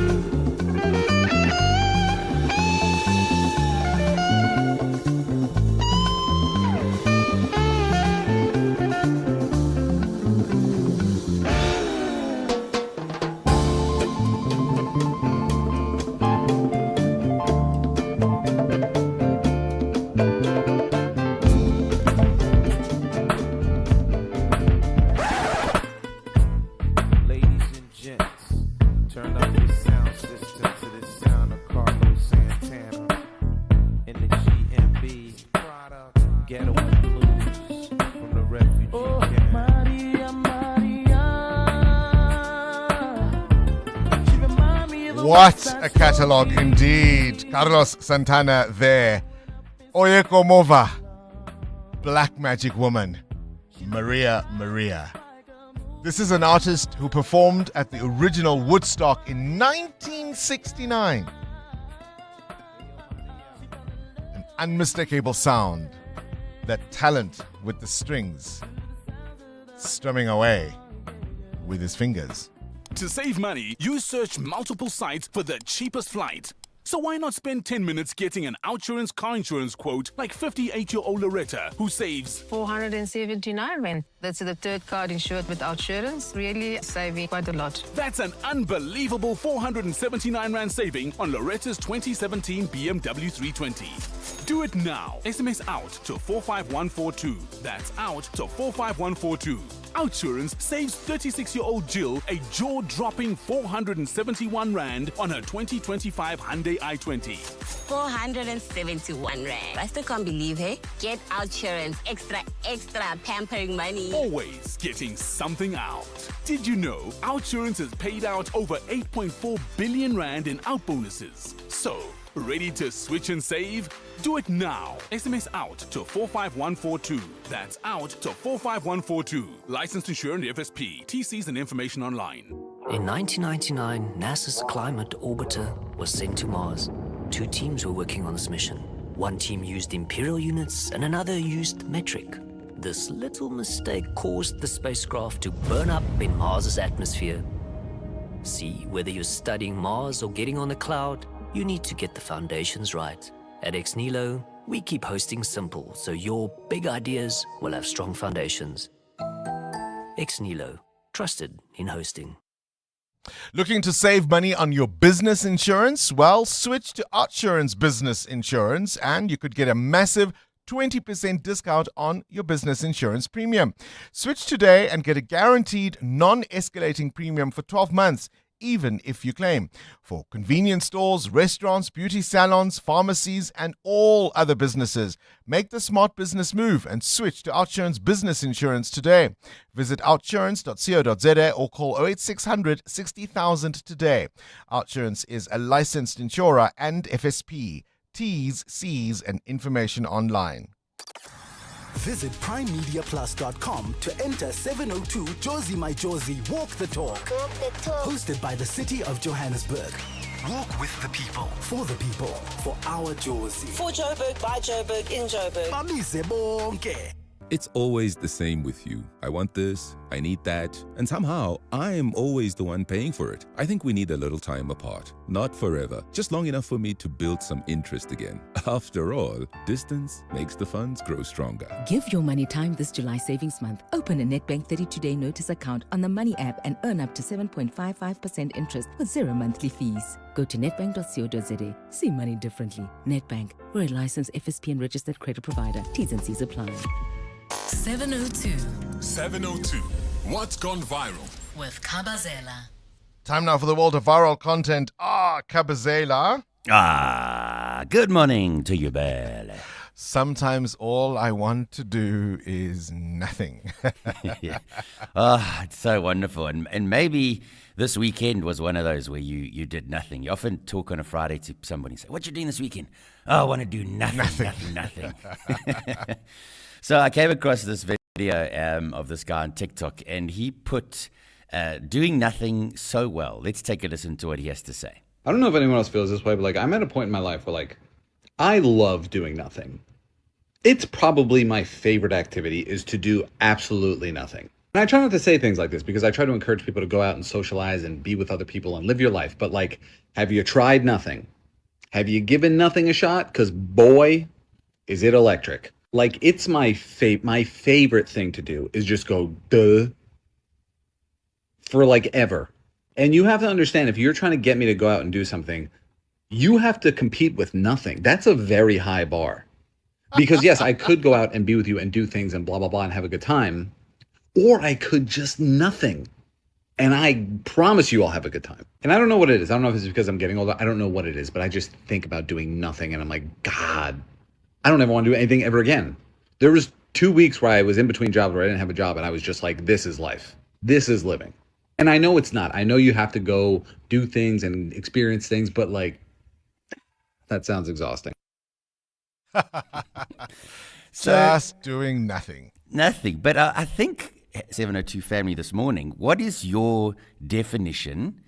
And when you say I'm doing nothing, what does it mean to you? So does it just mean you're not going to go out and you're not going to socialize, but you'll do things around the house, your garden, or DIY, or whatever it may be? Or does it mean you're lying on the couch, you're vegging, you've got snacks on the table, you've got your favorite drinks, you've maybe got TikTok on your phone, or you're watching something on TV? What is doing nothing for you? It's that Saturday lie-in for me. It's that Saturday morning lie-in, no obligations. You're not going to the gym, you're not hiking, you're not doing brunch. You're just lying in. That's my perfect version or definition of doing nothing. I love what he says when he says, you are inviting me out to something. You know you are competing with doing nothing. And you know what also about doing nothing? It's for free. Bye, Kawazela. 702. Feedback with Baphelile Sambo. Baphelile Sambo. Yes, Bongani. Your definition of doing nothing? It's napping without an alarm. When I don't set an alarm and I can just nap freely, that's nothing. No for worries, me. no No stress. worries, no work. Yeah, that's the best. I think sometimes we underrate the importance of doing nothing. We want to be on Yeah. holiday to go somewhere. Mm-hmm. And then you get tired from the traveling. And then when you get there, you want to go see, you want to go do, you want to go be. No, And stay we at call home. that relaxation. Stay home. Stay home. Do nothing. Stay on your bed. Anyway, Bongani, there's plenty of feedback coming, especially with the conclusion of the FIFA World Cup. 702 lenders are saying it was a tournament of two halves. Incredible football on the other side, but also plenty of drama of the pitch. They feel that the tournament became just as much about politics, FIFA decisions, and money as it was just about the game itself. You see, the other thing you've got to think about that occurs to me now is how much pressure these players are under in the big games, right? We saw England basically lose to Argentina by defending. And in that third place playoff against France, 10 goals. The pressure of winning the thing was now off. Yeah. So it was just boom, boom, boom, boom, boom. In 10 fact, goals. Mr. Cool on WhatsApp joked to say that the real final was the third place playoff where England beat France 6-4 on Saturday. Yeah. Yeah. 10 goals, and yet last night we got only one. And that's the final? Your reflections on this World Cup. What was your favorite game for FIFA World Cup 2026? This is EWN. Another in-camera appearance is expected at the Madlanga Commission, and a fraud-accused municipal manager is expected to face the court in Mfuleni. Good morning, I'm Sfiso Zulu. The Madlanga Commission resumes today with the testimony of Witness M, which will take place completely in a closed session. Witness M was granted permission to testify in camera after raising concerns about his life, saying that it would be in danger. Witness M is a businessman who will be testifying about the June 2021 Ayrton drug bust, where police confiscated drugs worth about 750 million rand from a truck. Tabiso Goba has more. In July 2021, a large consignment of cocaine arrived from Brazil to the Durban ports. The drugs were stored in a container carrying car parts destined for Ayrton, Johannesburg. A businessman followed the drugs from Durban to Johannesburg. Once in Johannesburg, the businessman tipped off a Gauteng traffic officer about the truck carrying the container. The traffic officer then called two SAPS members, whose primary duties are office-based, to assist him in the drug bust. The Madlanga Commission has been probing whether the businessman, traffic officers, and the two SAPS members with no experience in drug busts intended to take the cocaine for themselves. Tabiso Goba, Eyewitness News. The trial of alleged crime boss Vusmuzikat Madlanga and his four co-accused is expected to start in the Johannesburg High Court today. Madlanga, his wife Tsakani, and the co-accused face 25 charges linked to 3 alleged assassination attempts between August 2022 and January 2024. The charges include attempted murder, conspiracy to commit murder, possession of illegal firearms and ammunition, as well as money laundering. Demakasa Leshoro has more. The attempted murder charges relate to the alleged hits targeting actress Tebogo Tobejane, taxi boss and businessman Joe Ferrari Sibanyoni, and music producer Swenki Mugubung, known as DJ Vetis. The state alleges Madlanga was the mastermind behind the plots, with Mabusela and Kekane recruited as gunmen, while his wife Tsakane allegedly played a role in the conspiracies. Nzama faces money laundering charges, with the state alleging she received 100,000 rand from Madlanga's business account and transferred the money to her father as payment for the alleged attempt on Tobejane. The state alleges the 5 accused acted together to plan, execute and fund the attacks. Timakatsa Leshoro, Eyewitness News. A former Mfuleni fleet manager is expected to appear in the Funnelvale Park Magistrates Court this morning on charges of fraud and corruption. The 42-year-old was arrested by the Gauteng Political Killings Task Team over the weekend. The arrest is linked to the alleged irregular awarding and implementation of a municipal vehicle fleet tender in which about 16 million rand was paid to a service provider for the delivery of 18 vehicles. Koskona Malingamnisi explains. In April, EWN reported that Mfuleni Municipal Manager April Nduli filed a criminal complaint against 7 employees and several service providers over the 16 million rand in irregular fleet spending. The complaint, opened at Vanderbijl Park Police Station, involved alleged gross mismanagement of assets, including their verification, acquisition, maintenance and insurance. The municipality at the time also said disciplinary action was underway against those implicated and that companies involved and their directors will be blacklisted. Police investigations have revealed that only 7 of the contracted vehicles were delivered to the municipality despite full payment allegedly having been made to the service provider. Kona Malingamnisi, Eyewitness News. And oil prices have surged in early Asian trade after the United States struck Iran for a 9th consecutive night and a vessel caught fire in the Strait of Hormuz. The gains reflected growing fears that renewed fighting in the Middle East could disrupt oil shipments through the strait, a key corridor for global energy. U.S. President Donald Trump told reporters last night that the United States was hitting Iran very hard in retaliation for the recent deaths of American troops in the Middle East. Separately, Kuwait's military said this morning that it was responding to an Iranian drone attack targeting its territory. U.S. Secretary of State Marco Rubio says Iran is using the Strait of Hormuz as leverage in the ongoing Middle East conflict, adding that other countries need to step up pressure to protect global shipping. The United States always remains open to a diplomatic solution. We've tried multiple times with Iran, and we'll continue to try. If that door opens, we'll be happy to see it open. But and they continue to send signals that they want to talk, that they want to negotiate, but their behavior is what we're responding to. And their behavior is they're launching missiles and drones against ships, including tonight. Gold is trading at $4,008.61 an ounce. The rand is at 16.52 to the dollar, 22.25 to the pound, 18.90 to the euro. Brent crude oil is at $90.23 a barrel. In the traffic, look out for 40 traffic lights and four ways at Monte Casino and Winnie Mandela, in Midrand at Allendale Road and Waterfall, and in the capital city in Centurion at Hendrik Verwoerd and South. And in your sport, European champions Spain are now the world champions after a 1-0 extra time win over a 10-man Argentina. In golf, the Open won by Ryan Fox, who snatched a one-shot win on the birdie on the last hole. And Kimi Antonelli now 45 points clear in the F1 driver standings after his 6th win of the season. It was yesterday at Belgium. A fine day in store for Gauteng. The temperatures will peak at highs between 21 and 25 degrees. The top story in EWN this hour. The Madlanga Commission resumes today with the testimony of Witness M, which will take place completely in a closed session.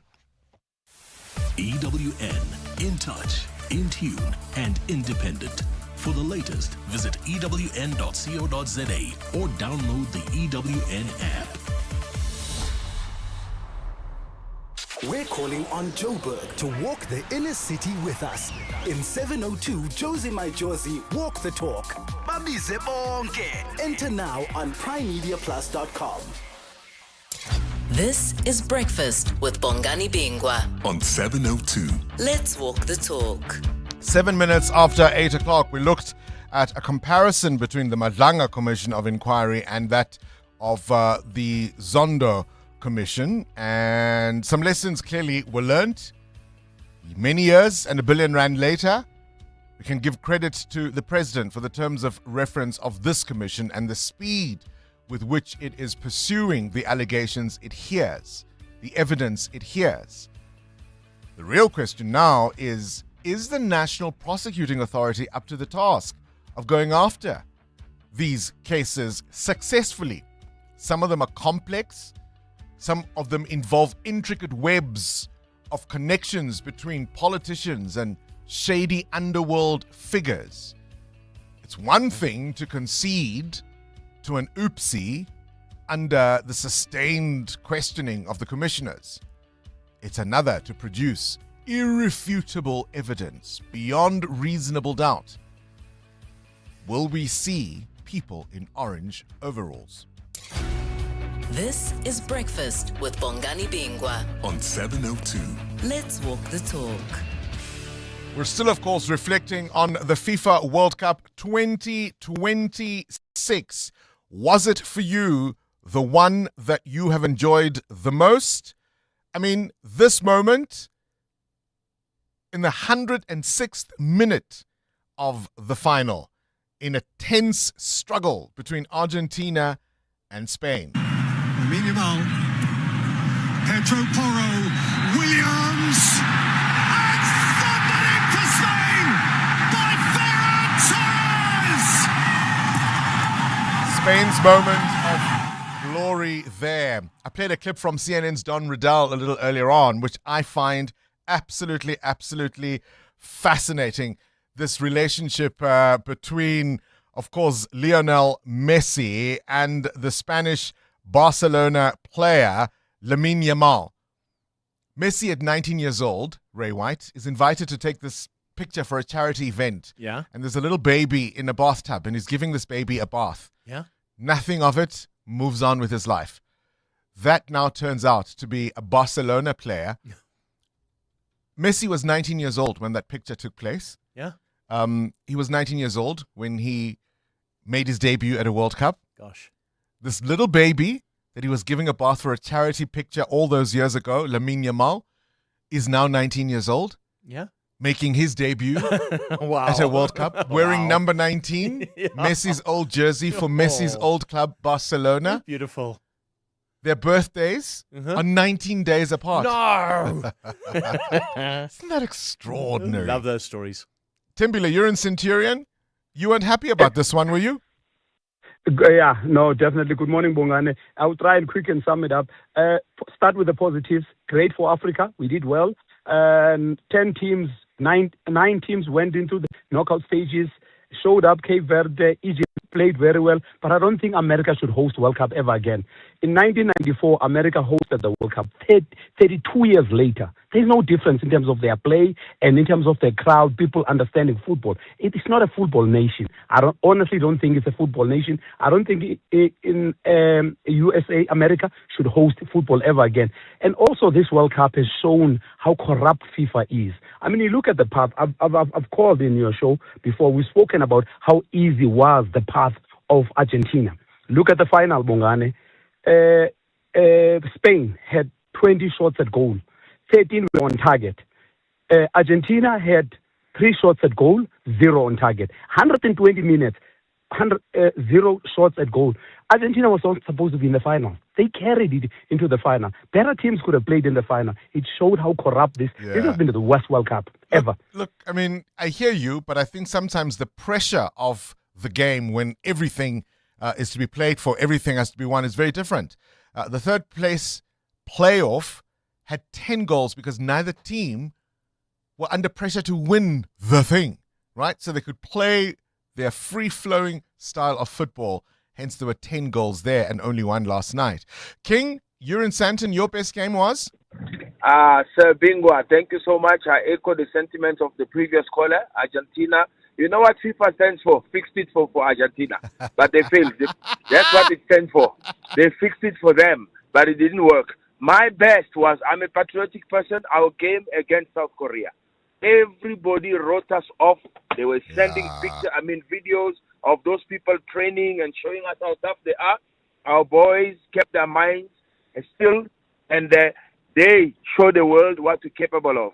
It's testament of how solid and how competitive our local league is, because 80% of our players are locally based players. So congratulations to us. King, Thank you. I think many 702 landers will agree with you there. The South Africa-South Korea game was certainly one of the highlights. Good morning, Bongani. This is Jimmy, Pretoria. 2 favorite games for me. The first one, it was France-Morocco. The way France silenced Morocco, I was surprised. I was shocked. And the second one, it was Spain-France. Spain silenced France the same way France silenced Morocco. And congratulations to Spain, by the way. I am a Messi fan, but I'm happy for Spain. I'm happy for Lamine Yamal. Good morning, Bonks. The pleasure of watching Messi, most probably for the last time in his career, leading Argentina to the comebacks and the finals. Watching his magic, I think we all fortunate to have witnessed what he has done to the football world at large. Bazooka from Pretoria. Hi, Bongani. I think the funniest moment with the World Cup yesterday was with Trump. I don't know if anybody realized, but he didn't want to go off the stage after presenting the cup to Spain. I guess he wanted a photo opportunity. And that's the man that said that the Italian Prime Minister was begging for a picture with him.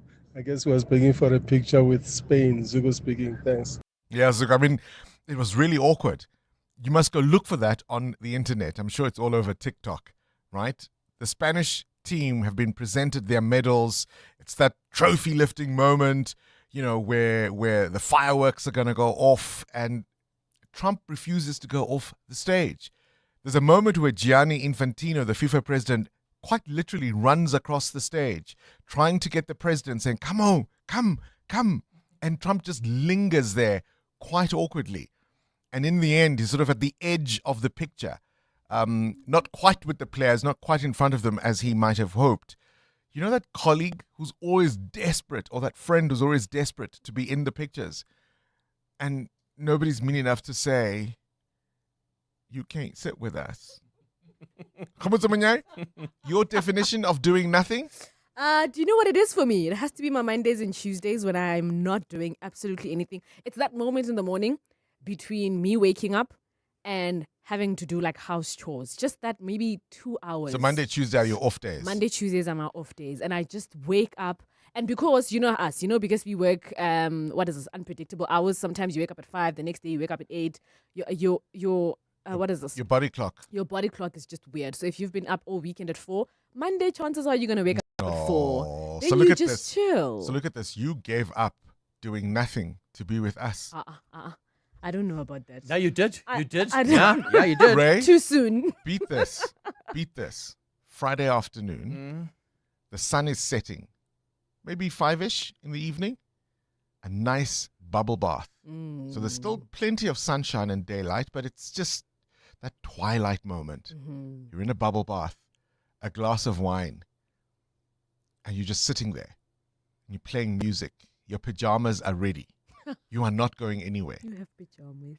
You invite me out on a Friday night and interrupt my doing nothing time? No. Never. No, can't beat that. Morning, Bangles and team. My definition of doing nothing is exactly that, doing absolutely nothing. I will not wash a dish. Even eating is a chore. So I want to just sit there in complete silence most of the time. No TV, nothing, maybe a book, but sometimes it's also like doing something, like just sit there, lie there, do absolutely nothing. I don't want to hear people speak. I don't want to hear children saying, Mommy, nothing. Just want nothing. That's exactly what I want. My definition is of nothing, doing nothing. EWN Traffic. Up next, we'll tell you how you can win a free digital subscription to the Sunday Times. In the meantime, this EWN Traffic brought to you by Outsurance. SMS out to 45142 now, and you could save on your car insurance. If you don't, you can ask them for 500 Rand. Thank you, Bongs. If you are in Edenvale, expect about a 15-minute delay on the N12 West. This is from Craft Road towards the Galulis interchange. If you are heading towards Melrose, you'll find slow-moving traffic on the M1 North. This is from Killarney Bends. And over in Devland, you can expect slow-moving traffic as well on the Golden Highway as you get closer to the N1. I'll have more updates in just a bit. There's more EWN on air, online, and on the EWN app. 45 minutes watching your favorite team play football goes by, well, quite quickly. 45 minutes in traffic, well, that's a lifetime. Thankfully, the Outsurance pointsmen are here to save the day. Heroes in green and purple, easing congestion for 20 years, helping all of us get to where we need to be quickly and safely. In proud partnership with 702, Outsurance is a licensed insurer and FSP. This is Breakfast with Bongani Bingwa on 702. Let's walk the talk. 18 after 8. Of course, we're looking forward to really one of the biggest events, one of the biggest days in Joburg this year. Sunday, 26 July, the 702 Jozi, my Jozi. Are you doing 5 kilometers, pushing yourself perhaps through to 8, or all the way with 15 kilometers? And most importantly, who will be by your side? One of the highlights is certainly going to be an exciting partnership with the Sunday Times. Every person who registers will receive a free 3-month digital subscription to the Sunday Times. You can keep up with all the stories before, during, and after the big day. We're joined now by the CEO of Arena Holdings, which of course owns major publications like the Business Day and the Sunday Times. Pule Mulebeledi is joining us now. A very good morning to you and welcome to 702 Breakfast. Good morning, Bongani. It's great to know that Arena Holdings have come on board to be one of our partners for the My Jozi 702 Walk the Talk. Yes, absolutely. And thank you, Bongani, and good morning to all the 702 listeners. We are very much delighted to partner with the 702 My Jozi Walk the Talk this year. We view this event as a phenomenal opportunity to connect with thousands of Gautengers who are brave enough to confront the winter chills in their quest to support special causes and campaigns like highlighting societal challenges in the form of GBV, access to education, hunger, joblessness, and so on and so forth. I mean, I suppose one of the things I'm thinking about with this offer for a digital subscription, in some senses, news is always sort of on the move. You don't sit there and read only the printed version of a publication. With digital platforms and social media, it's a fast-moving world, is it not? 100%, Bongani. I mean, it's a case of if you can't beat them, join them, We've been, as a print publication, we've been there since 1906. I mean, we are about 120 years, and we have got no choice but to transform and adapt because, digital has really come and disrupted, mainstream publications like ours. But I mean, for us, we think that, partnering with a course like this one simply is perfect because it aligns with these courses as a newspaper, which has been fighting societal causes for over 100 years. As a newspaper, we have been drafting, I would say, complex and alluring and yet captivating story of South Africa through storytelling and shining the light in uncomfortable spaces through our practice of independent journalism. So it is natural that, we come into events of this nature and go where the market is, The 702 Gautengers is actually a perfect market for us because it's a day when, Gautengers come out and celebrate. And we as a publication, we've been out there, celebrating, fighting with, on behalf of our people, crying with them, agonizing with them, and, doing all the things that we, as South Africans do. So it's a perfect day for us. You own some of the premier journalism publications in the country, brands like the Sunday Times and the Business Day. How worried are you about the future of particularly the print versions of your publications and a public that increasingly reads less and relies on social media as the primary source of their news and information? Bongani, that's a serious question that all South Africans should really be thinking about and embracing because, we argue that a city or a country without newspapers has no soul.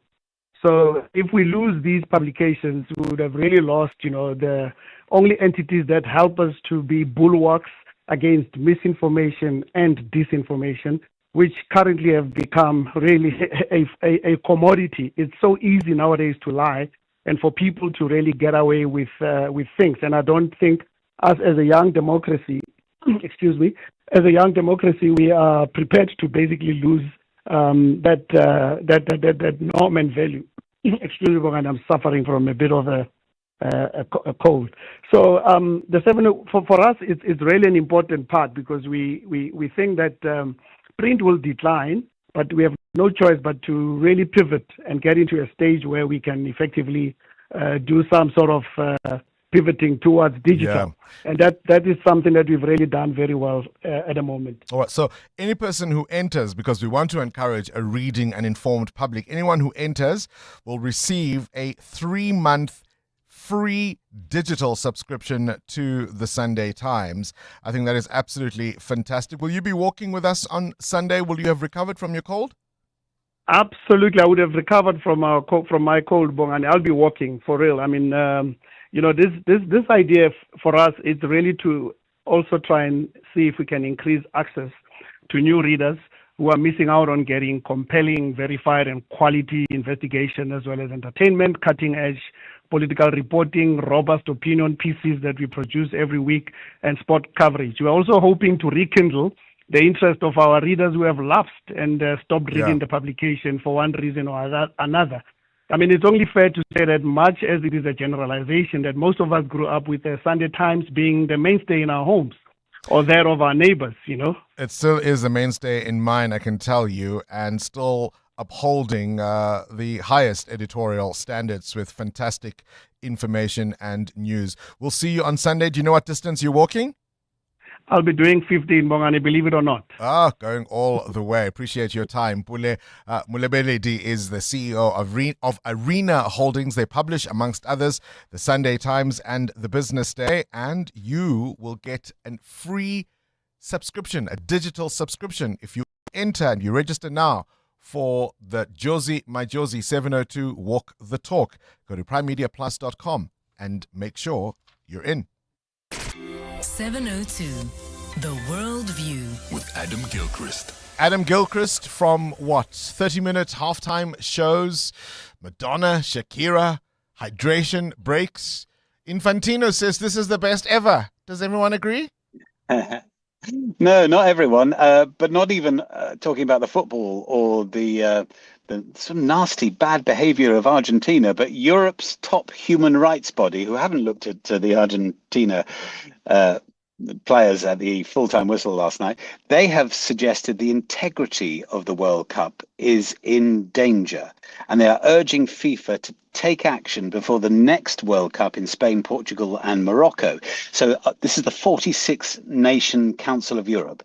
They talk about political interference. We're going back to the US player Florentine Balogun again, who seemed to be excused his red card because of Donald Trump asking for it to be excused. But in particular, they talk about a range of dubious commercial deals, including some signed before the World Cup, with an insider trading company accused, anyway, of being a part of it.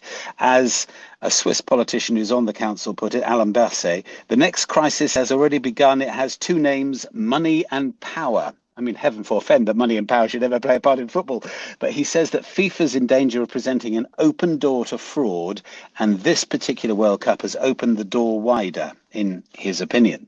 Adam, I can think of one game that I'd like FIFA officials to participate in, and it happens in Russia. Yeah, how's this then? Drinking from toilet bowls. I mean, it's right up there with some of the more sort of dodgy game show ignominies of the past, like the beatings, the eating uncertain things, the tickle-a-thons. Remember those from Japanese game shows? Well, here we have a shopping mall in Stavropol, which teamed up with a TV company to have contestants sup from lavatories as fast as they can, bend over the bowl and slurp. They called it the Game of Thrones contest. And there were plenty of people taking part and queuing up to take part, with a handsome sum of 100,000 Russian rubles to the winner, which might sound a lot, but that's 20,000 rand. Now, I mean, it's not to be sniffed at, but would you go porcelain potty for 20,000? It appears that Russians are certainly doing it, and some are seeing it as an indictment of the economically blighted nation at the moment. Yeah, I mean, it's not even toilet humor because it's really not funny. Adam Gilchrist with this morning's World View. EWN Business. All right, business news now with Ray White, 28 after 8.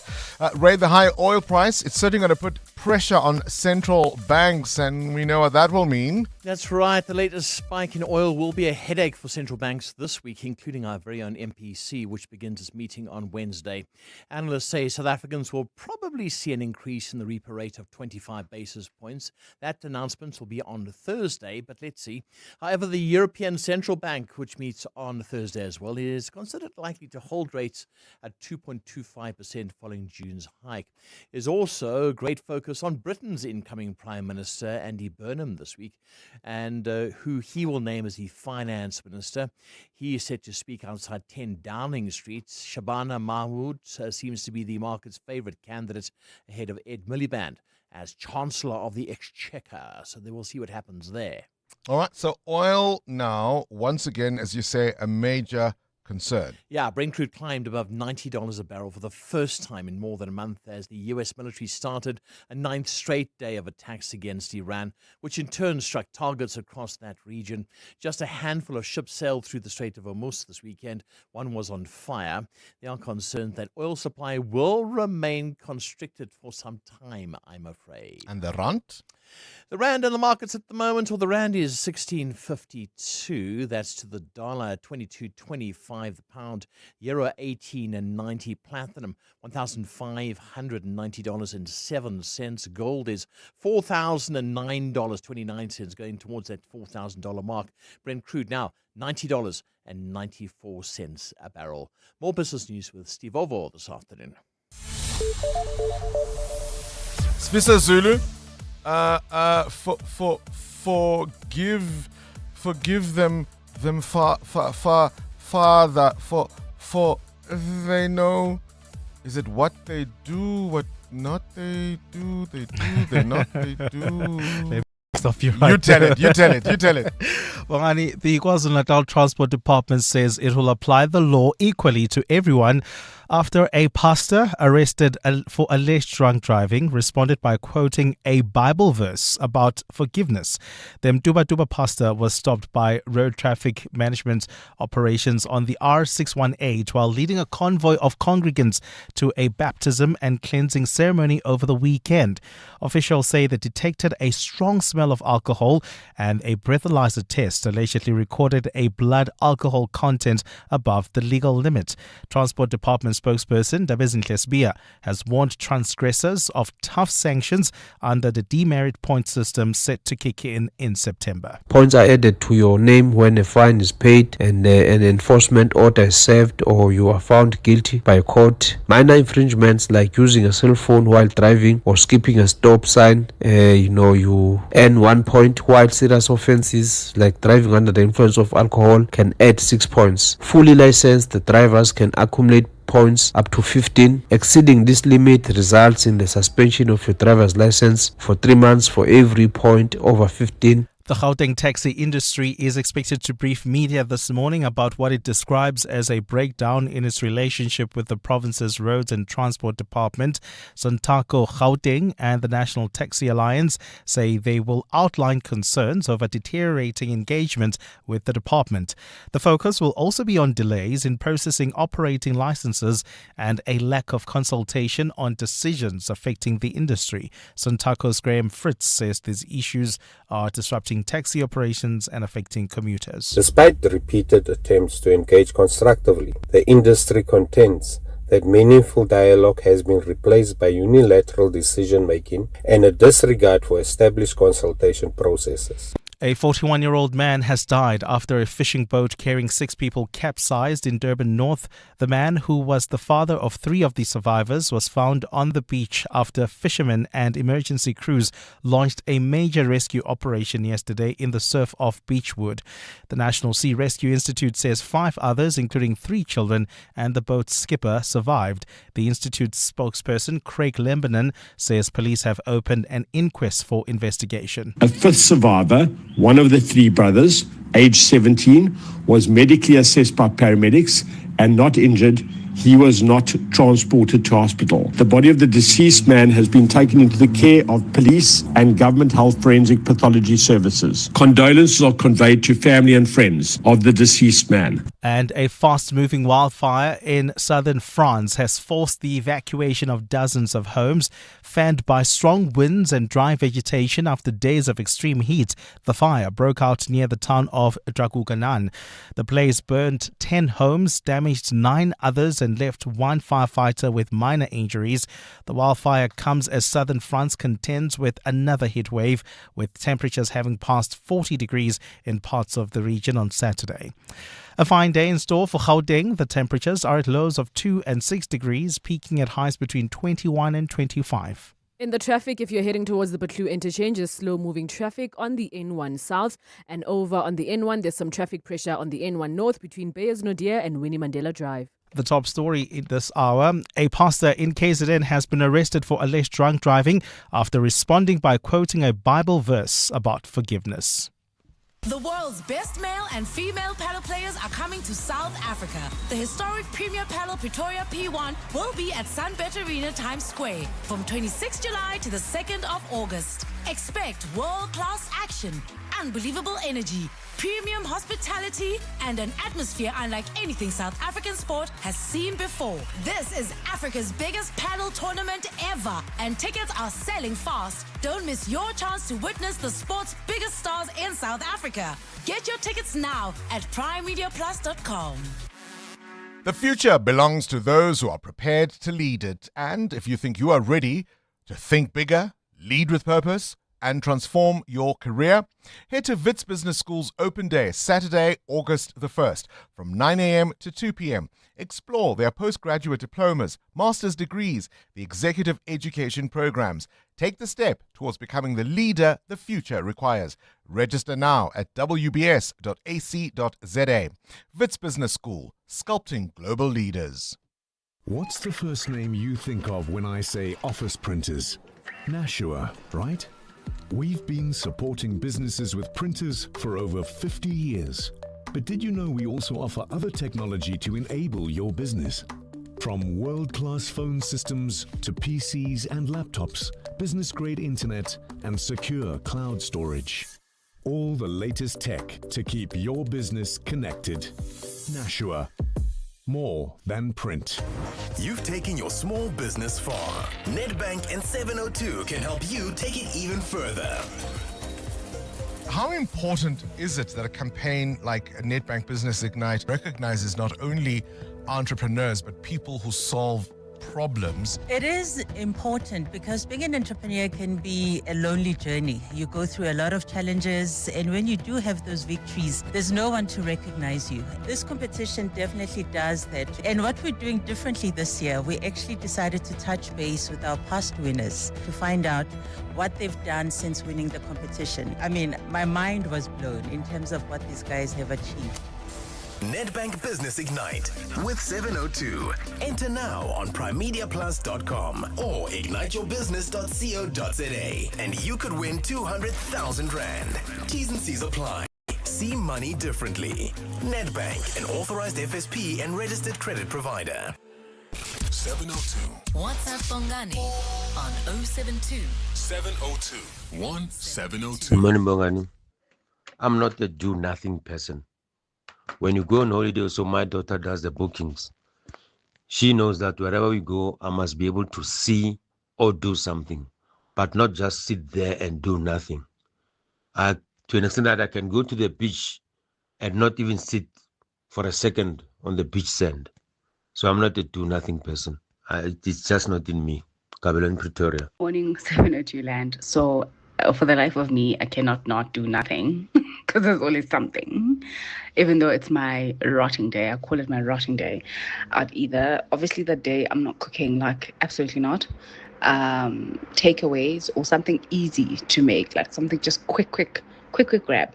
And I'm not thinking, I'm not analyzing anything, I'm not studying, I'm not doing anything that has to do with school, but rather just rotting and just watching TV and binging something. Haven't picked up a book in a while. But yeah, normally it's that. Or sometimes if I need a little bit of sun, I go outside to the park and just sit, listen to a podcast or something. That's my nothing day. We're talking, of course, about what's gone viral with Kabazela, where this guy says, sometimes all you want to do is do nothing. What's your idea of doing nothing? So often, even when we take a break from work, we then want to use that time to travel, to go somewhere, do something, go see this, go be active, doing something else, and then we come back from leave and we're still tired, right? My idea of doing nothing, I'll repeat, Friday afternoon, late in the afternoon, as the sun is about to set, a nice bubble bath, pajamas ready, maybe a glass of red. No plans, no conversation, just nothing. What's yours? EWN Sport. Cindy Paluta, Yeah, boy. your idea of doing nothing? Or is that an impossibility? You can't even imagine what that's like. So I think what I've learned in life is the very important rule is to allow yourself to do nothing. Yeah. So you can actually schedule nothing time, but in that nothing time, you must say to yourself, I'm going to do nothing and it's going to be okay. And the nothing could be anything as long as it's not work, right? Or as long as it's not the thing that's... Or high pressure situations, so right? If the nothing for you is scrolling on your phone, or if the nothing for you is baking, or if the nothing for you is making a cup of tea, whatever the nothing is, you must do it guilt-free. And then it's nothing. That's the clue. Right. Well, tell you what. Speaking of doing nothing, Argentina last night. Wow. Shots fired. Shame. I actually just saw on my Instagram the Argentina coach crying, saying, it really hurts his soul. And I felt for him, because they're so passionate about it. I genuinely thought that the man that wasn't wearing the suit was going to win on the day. But the man winning, the coach winning the suit, won on the day. Spain adding that second World Cup star to their national jersey. They beat a 10-man Argentina 1-0 in the final. After a goalless 90 minutes, the deadlock broke in extra time by Ferran Torres. Spain's the first team to win the tournament while only conceding 1 goal. Spain's also unbeaten in a record 38 international matches now. Midfielder Mikel Merino. Yeah, it was a game about concentration. We knew we were a better team in terms of football. Obviously, the pitch was dry. It was a difficult game because they are very, very competitive side and they know how to make the game difficult for you. I think the team was outstanding today and yeah, we deserved it. Spain's captain Rodri was player of the tournament. Unai Simon was best goalkeeper, and their defender Pau Cubarsí was named a young player of the tournament. While France's Kylian Mbappe won the Golden Boot, he scored 10 at this World Cup, 2 ahead of Messi. He's also the first player to win the Golden Boot twice. The Open golf came down to literally last putt of the day. New Zealand's Ryan Fox with South African Dean Smith as his caddy held his nerve to birdie the 18th and win by 1 on 10 under. It was a slow journey for me. I turned pro late at 25. I didn't get out onto the DP World Tour till I was 30. It's been a lot go into getting to this point. It's still very surreal right now that I'm holding the claret jug and talking to you about it. But yeah, look, it's been a lot. I'm 15 years into my professional career and things are still getting better, so I'm pretty happy about that. Springboks finished the home leg of the Nations Championship unbeaten on top of the Southern Hemisphere table ahead of the All Blacks on points difference. On the weekend, the Junior Bucks secured back-to-back Under-20 World Championship titles. They beat France. Kimi Antonelli's now 45 points clear at the top of the F1 standings with his 6th victory of the season. He won at Spa ahead of Leclerc and Verstappen. Last year was my darkest moment of the season, and this year feels like a redemption. It's great to be back on the top step, but of course, you know, there's still one more race before summer break, and we want to get another great result in order to go in summer break happy. And in cricket, England followed up a T20 series win with an ODI series win over India as well. England winning the third ODI by 27 runs yesterday. Man of the match, Duckett, made 141. Cindy Paluta, Eyewitness News Sport.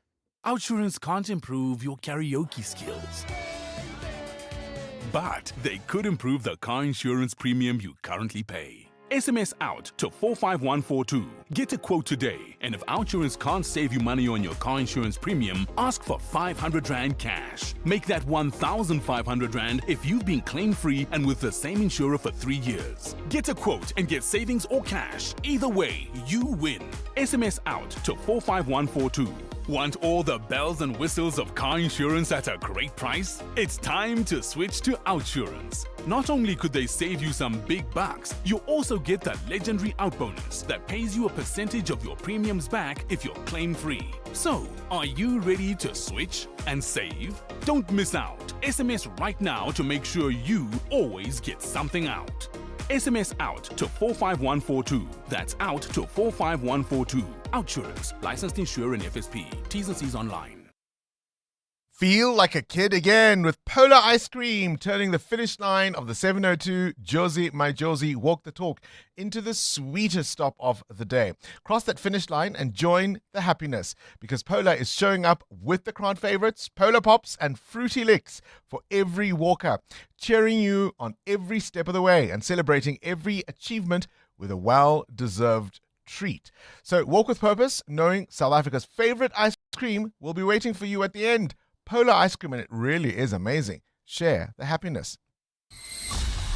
EWN Traffic. Oh, who like me, Khomotso Monyai, is only thinking now about ice cream. Oh, plenty. Sitting in traffic. In Midrand, there has been an accident on the N1 North just after Allendale Road. It is causing slow-moving traffic. If you're coming from Johannesburg CBD, you can expect some congestion on the M2 West as you approach the Crown Interchange. And staying with the Crown Interchange, traffic is moving slowly on Main Reef Road.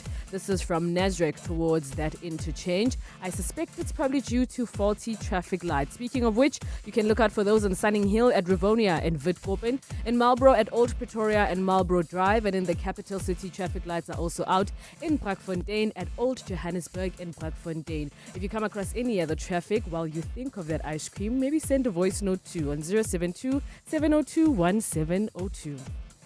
There's more EWN on air, online, and on the EWN app. Step into Josie's energy with Aquele, the official hydration partner of the 702 Josie My Josie Walk the Talk. For a third year running, Aquele keeps every participant refreshed and energized with still sparkling, flavored and sports drinks. So this year, Mzansi Mango joins the family chosen by the people for the people. So lace up, walk with pride and let Aquele keep you moving, smiling and celebrating every step of the way. Josie is moving. People are showing up. Communities are stepping up. We see you, Josie. Asambe. ABSA is proud to partner with 702 Walk the Talk on 26 July. Thousands will take to the streets of Josie CBD and celebrate what makes this city iconic. Visit absa.co.za/702 Walk the Talk. ABSA is an authorized financial services and registered credit provider. Coming up on the Clement Manyatela Show on 702. 14 minutes before the start of the Clement Manyatela Show, and he's here in the studio to tell us all about it. No doubt, Clement, you would have watched some of the football over the weekend. Oh well, yeah, some. Some. I thought you said some of the World Cup final, because it was, I kept on looking at the time. Did you finish it? Last night? Yeah. No. You couldn't have. No, I Yeah, couldn't. yeah. I couldn't. I wouldn't be. I I'd be a was stressed zombie. myself. I would be a zombie by now. I got to tell you, for me, Saturday's game was the absolute best. But I also accept that neither side was playing with the pressure of the competition. I mean, yes, of course, a little bit of pride. You want to be third. You want the bronze. But really, neither side were under that pressure. And so they were free. Yeah. We saw the flair. Yeah. It was absolutely amazing. It was. 10 goals. Can you imagine? That's if incredible. that had been the final. Yeah, but would you do that in the final given the pressure? So we're going to talk about that today on the 702 Open Line, reflecting on the amazing sporting weekend.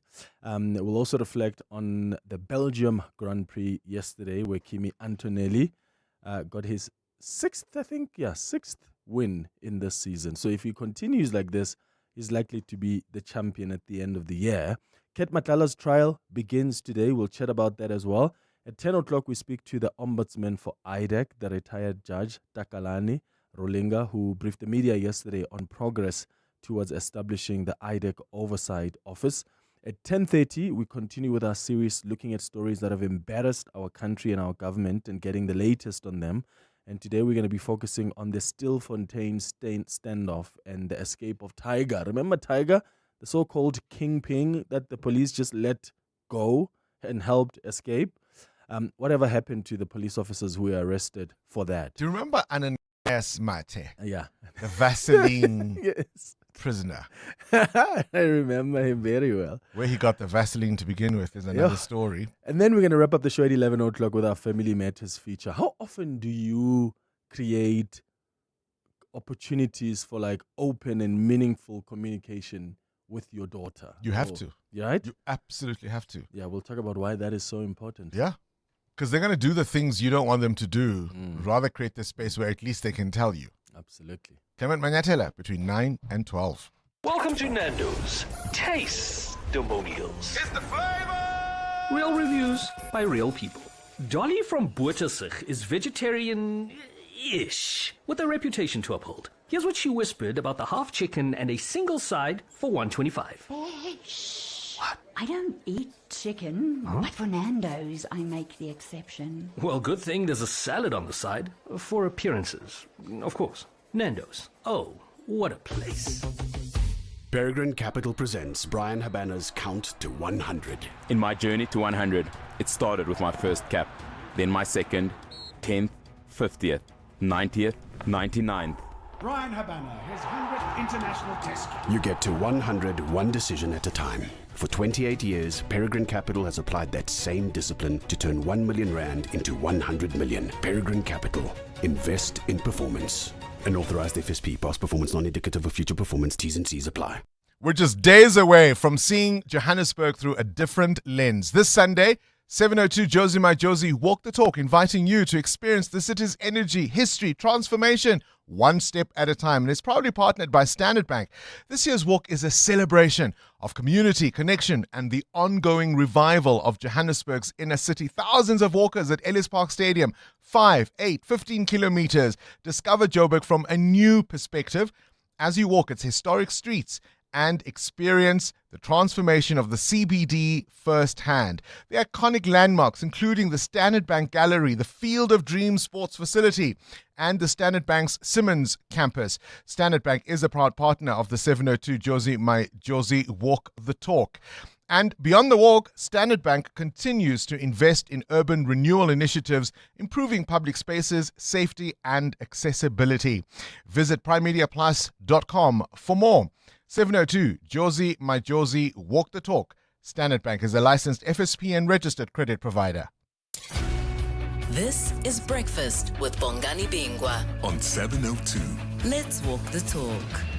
I like to move it. You like to move it. I like to move it. I like to move it. I like to move it. You like to move it. I like to move it. I like to move it. I like to move it. You like to move it. And then the mask came off. Yes, it was Sipho Saifo Ngwenya behind the clock all along. Tick-tock, tick-tock, tick-tock. South Africans have watched Saifo, in many respects, grow up in front of us, right? The energetic young presenter we loved back on Yo TV. Then he was the cool Ajax on Generations. Singer, songwriter, producer, presenter, now media executive. On The Masked Singer South Africa Season 3. He fooled absolutely everyone. Jay Something, Sitelo Skumba, Somizi, none of them had any clue. Completely baffled as to who was behind the ticking mask. In his first musical showdown, Clock faced off against Sushi and made every second count. See what I did there?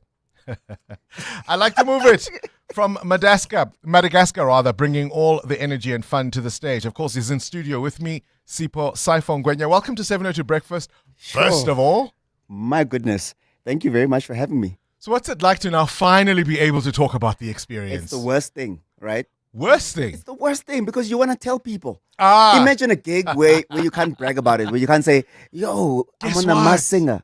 Right. Imagine, right? Yeah. But I mean, I love the experience nonetheless. So for context, of course, The Masked Singer is recorded a little while before it is aired. They've got to edit. They've got to all put it all together. And so for months since the recording and the time that it airs, you as a participant have to keep mum.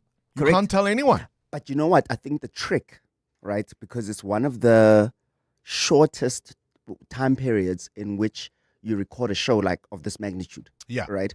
Normally, if you do something like I don't know. A cooking like show. Idols, whatever, right? It takes a while. Yeah. This one, I think, because they know human nature. Word could there's get out. Somewhere, somehow, you're going to say, this has happened. All right. So how long ago did you record this? A month ago. A month ago. Correct. Just a month ago. And what was the that's experience like for you? I loved it. I mean, the secrecy of it, not having to obviously say too much. My wife found it very weird that I'm leaving the house with a mask on. She's like, but it's the Uber driver. I'm like, yeah, but he can't see my face either. Yeah, because you picked up the hands. And nobody must see even your the face. Hands, yeah? Even the hands. They were like, no, they might spot your hands. I'm like, how is someone gonna see my hands? I mean, it's my hands. Were you ever a hand model? I don't know. Are you the one touching the coffee in that shot? But I mean, I think the whole experience for me is the best thing. The only part that I was kind of disappointed in, I recorded 7 songs.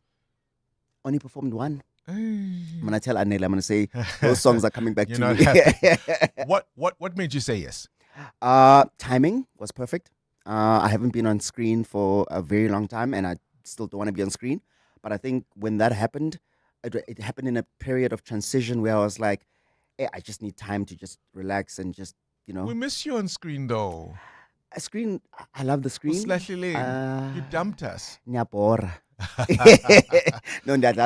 No, man, I didn't want to be, I'm a very private person. Yeah. So the screen, in a way, like it stretched myself to people. So but now I just want to reel it in. Reel it in. Yeah. Because my next question was going to be, I mean, in my introduction, I said in some senses you grew up in front of us. So the sense of your loss of anonymity happened quite early on in your life, right? You were well-known, recognizable, really from a very young age. Yeah. How difficult is that to try and have a normal life when that's been most of your life? I think that becomes your normal life, right? The fact that you are in the public eye and doing what you do, right? It's like any other job. It's just this one is in front of people's eyes, right? And I think I was maybe blessed in the sense that it happened early in my life, so I grew to manage it as opposed to it managing me. Whereas other people who get into the industry at a very older age, well, I'm not older, but more mature, when you're like 20, 21, you haven't experienced this life before, so it's a new thing to you, and then maybe it becomes very difficult for you to manage that part of your life. Because if you're a private person at that age, you're always going to be a private person. But if you someone who wants to family dinners, but hey, please dance for us, and then you know what I mean. So I think I've just been blessed also by having a good support structure around family, friends who respected what I do and therefore didn't kind of like see me different in any way. Right. All right. And I see you. So I hear you. The clock as a costume looked impressive. How difficult was it to perform inside it? The difficult part was letting it go because I love that outfit. I was sending my wife so many videos and pictures of it while obviously in private showing her like, yo, look at this thing. I want to keep this, right? The most challenging part, however, was the mask itself. Yeah. It's very heavy. Like even and hot inside. Even they've got a fan. Yeah. They've got a fan for you, so the heat was fine. It was just having to wiggle and move around with it. I mean, obviously, the guys did their best in terms of trying to ensure that it's not too difficult for you to maneuver. One of the things I love about your career and the path you have taken was having had this early fame, in a sense, and being in front of the camera. You use that as a springboard to an education. You're a Gibbs MBA. You're working now, of course, as an executive. Yeah. How much has that helped you in the sense of, you know, for those that will come to say, this isn't it. Yeah. There's more to life than just being in front of the screen.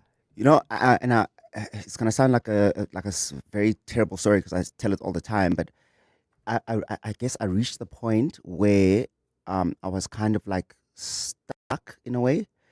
And I go back to the lessons that I was always taught, where Danny Ferreira, who was the ex-executive of Urban Brew Studios, he said to me, Sipho, you if you don't grow, you die.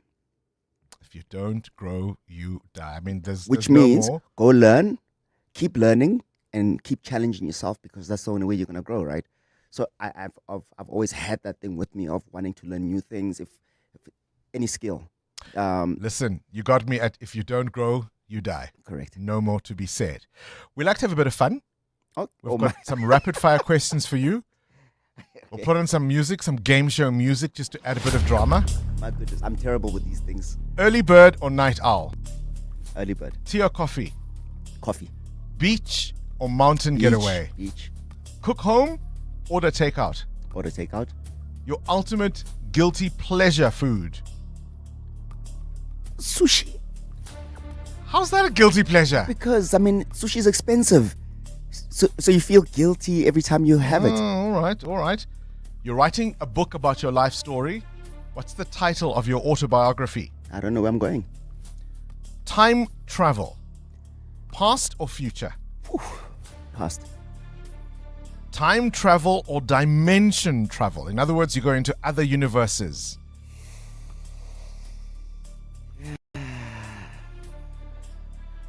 You want me to mention the universe or just dimension? No, which one would you Dimension. rather do? Dimension instead of time travel. Dimension, yeah. Telepathy, the reading of minds or controlling thoughts, or telekinesis, moving objects with the power of your mind. So telepathy or telekinesis? Super strength or super speed? Super strength. The animal that best represents your personality? Lion. What useless skills are you surprisingly good at? I don't know. I don't know actually. Take it, ball. No, I'm terrible at that. I don't know. That's all right. Answering rapid fire questions clearly. Yeah, no, it's not my thing. It's not my thing. Sipho Saifo Ngwenya, former child star, television presenter, singer, songwriter, producer, and now media executive. The latest singer to be unmasked in this season's The Masked Singer South Africa. 702. More than a radio station. Let's walk the talk. And look at the time. It's 9 o'clock. The Clement Manyatela show starts now. This is EWN. Good morning, I'm Sfiso Zulu. The Madlanga Commission resumes today with the testimony of Witness M, which will take place completely in a collision. Witness M was granted permission to testify in camera after raising that his testimony could put his life in danger. Witness M is a businessman who will be testifying about the June 2021 Ayrton drug bust, where police confiscated drugs worth about 750 million rand from a truck. Tabiso Goba reports. In July 2021, a large consignment of cocaine arrived from Brazil to the Durban ports. The drugs were stored in a container carrying car parts destined for Ayrton, Johannesburg. A businessman followed the drugs from Durban to Johannesburg. Once in Johannesburg, the businessman tipped off a Gauteng traffic officer about the truck carrying the container. The traffic officer then called two SAPS members, whose primary duties are office-based, to assist him in the drug bust. The Madlanga Commission has been probing whether the businessman, traffic officers, and the two SAPS members with no experience in drug busts intended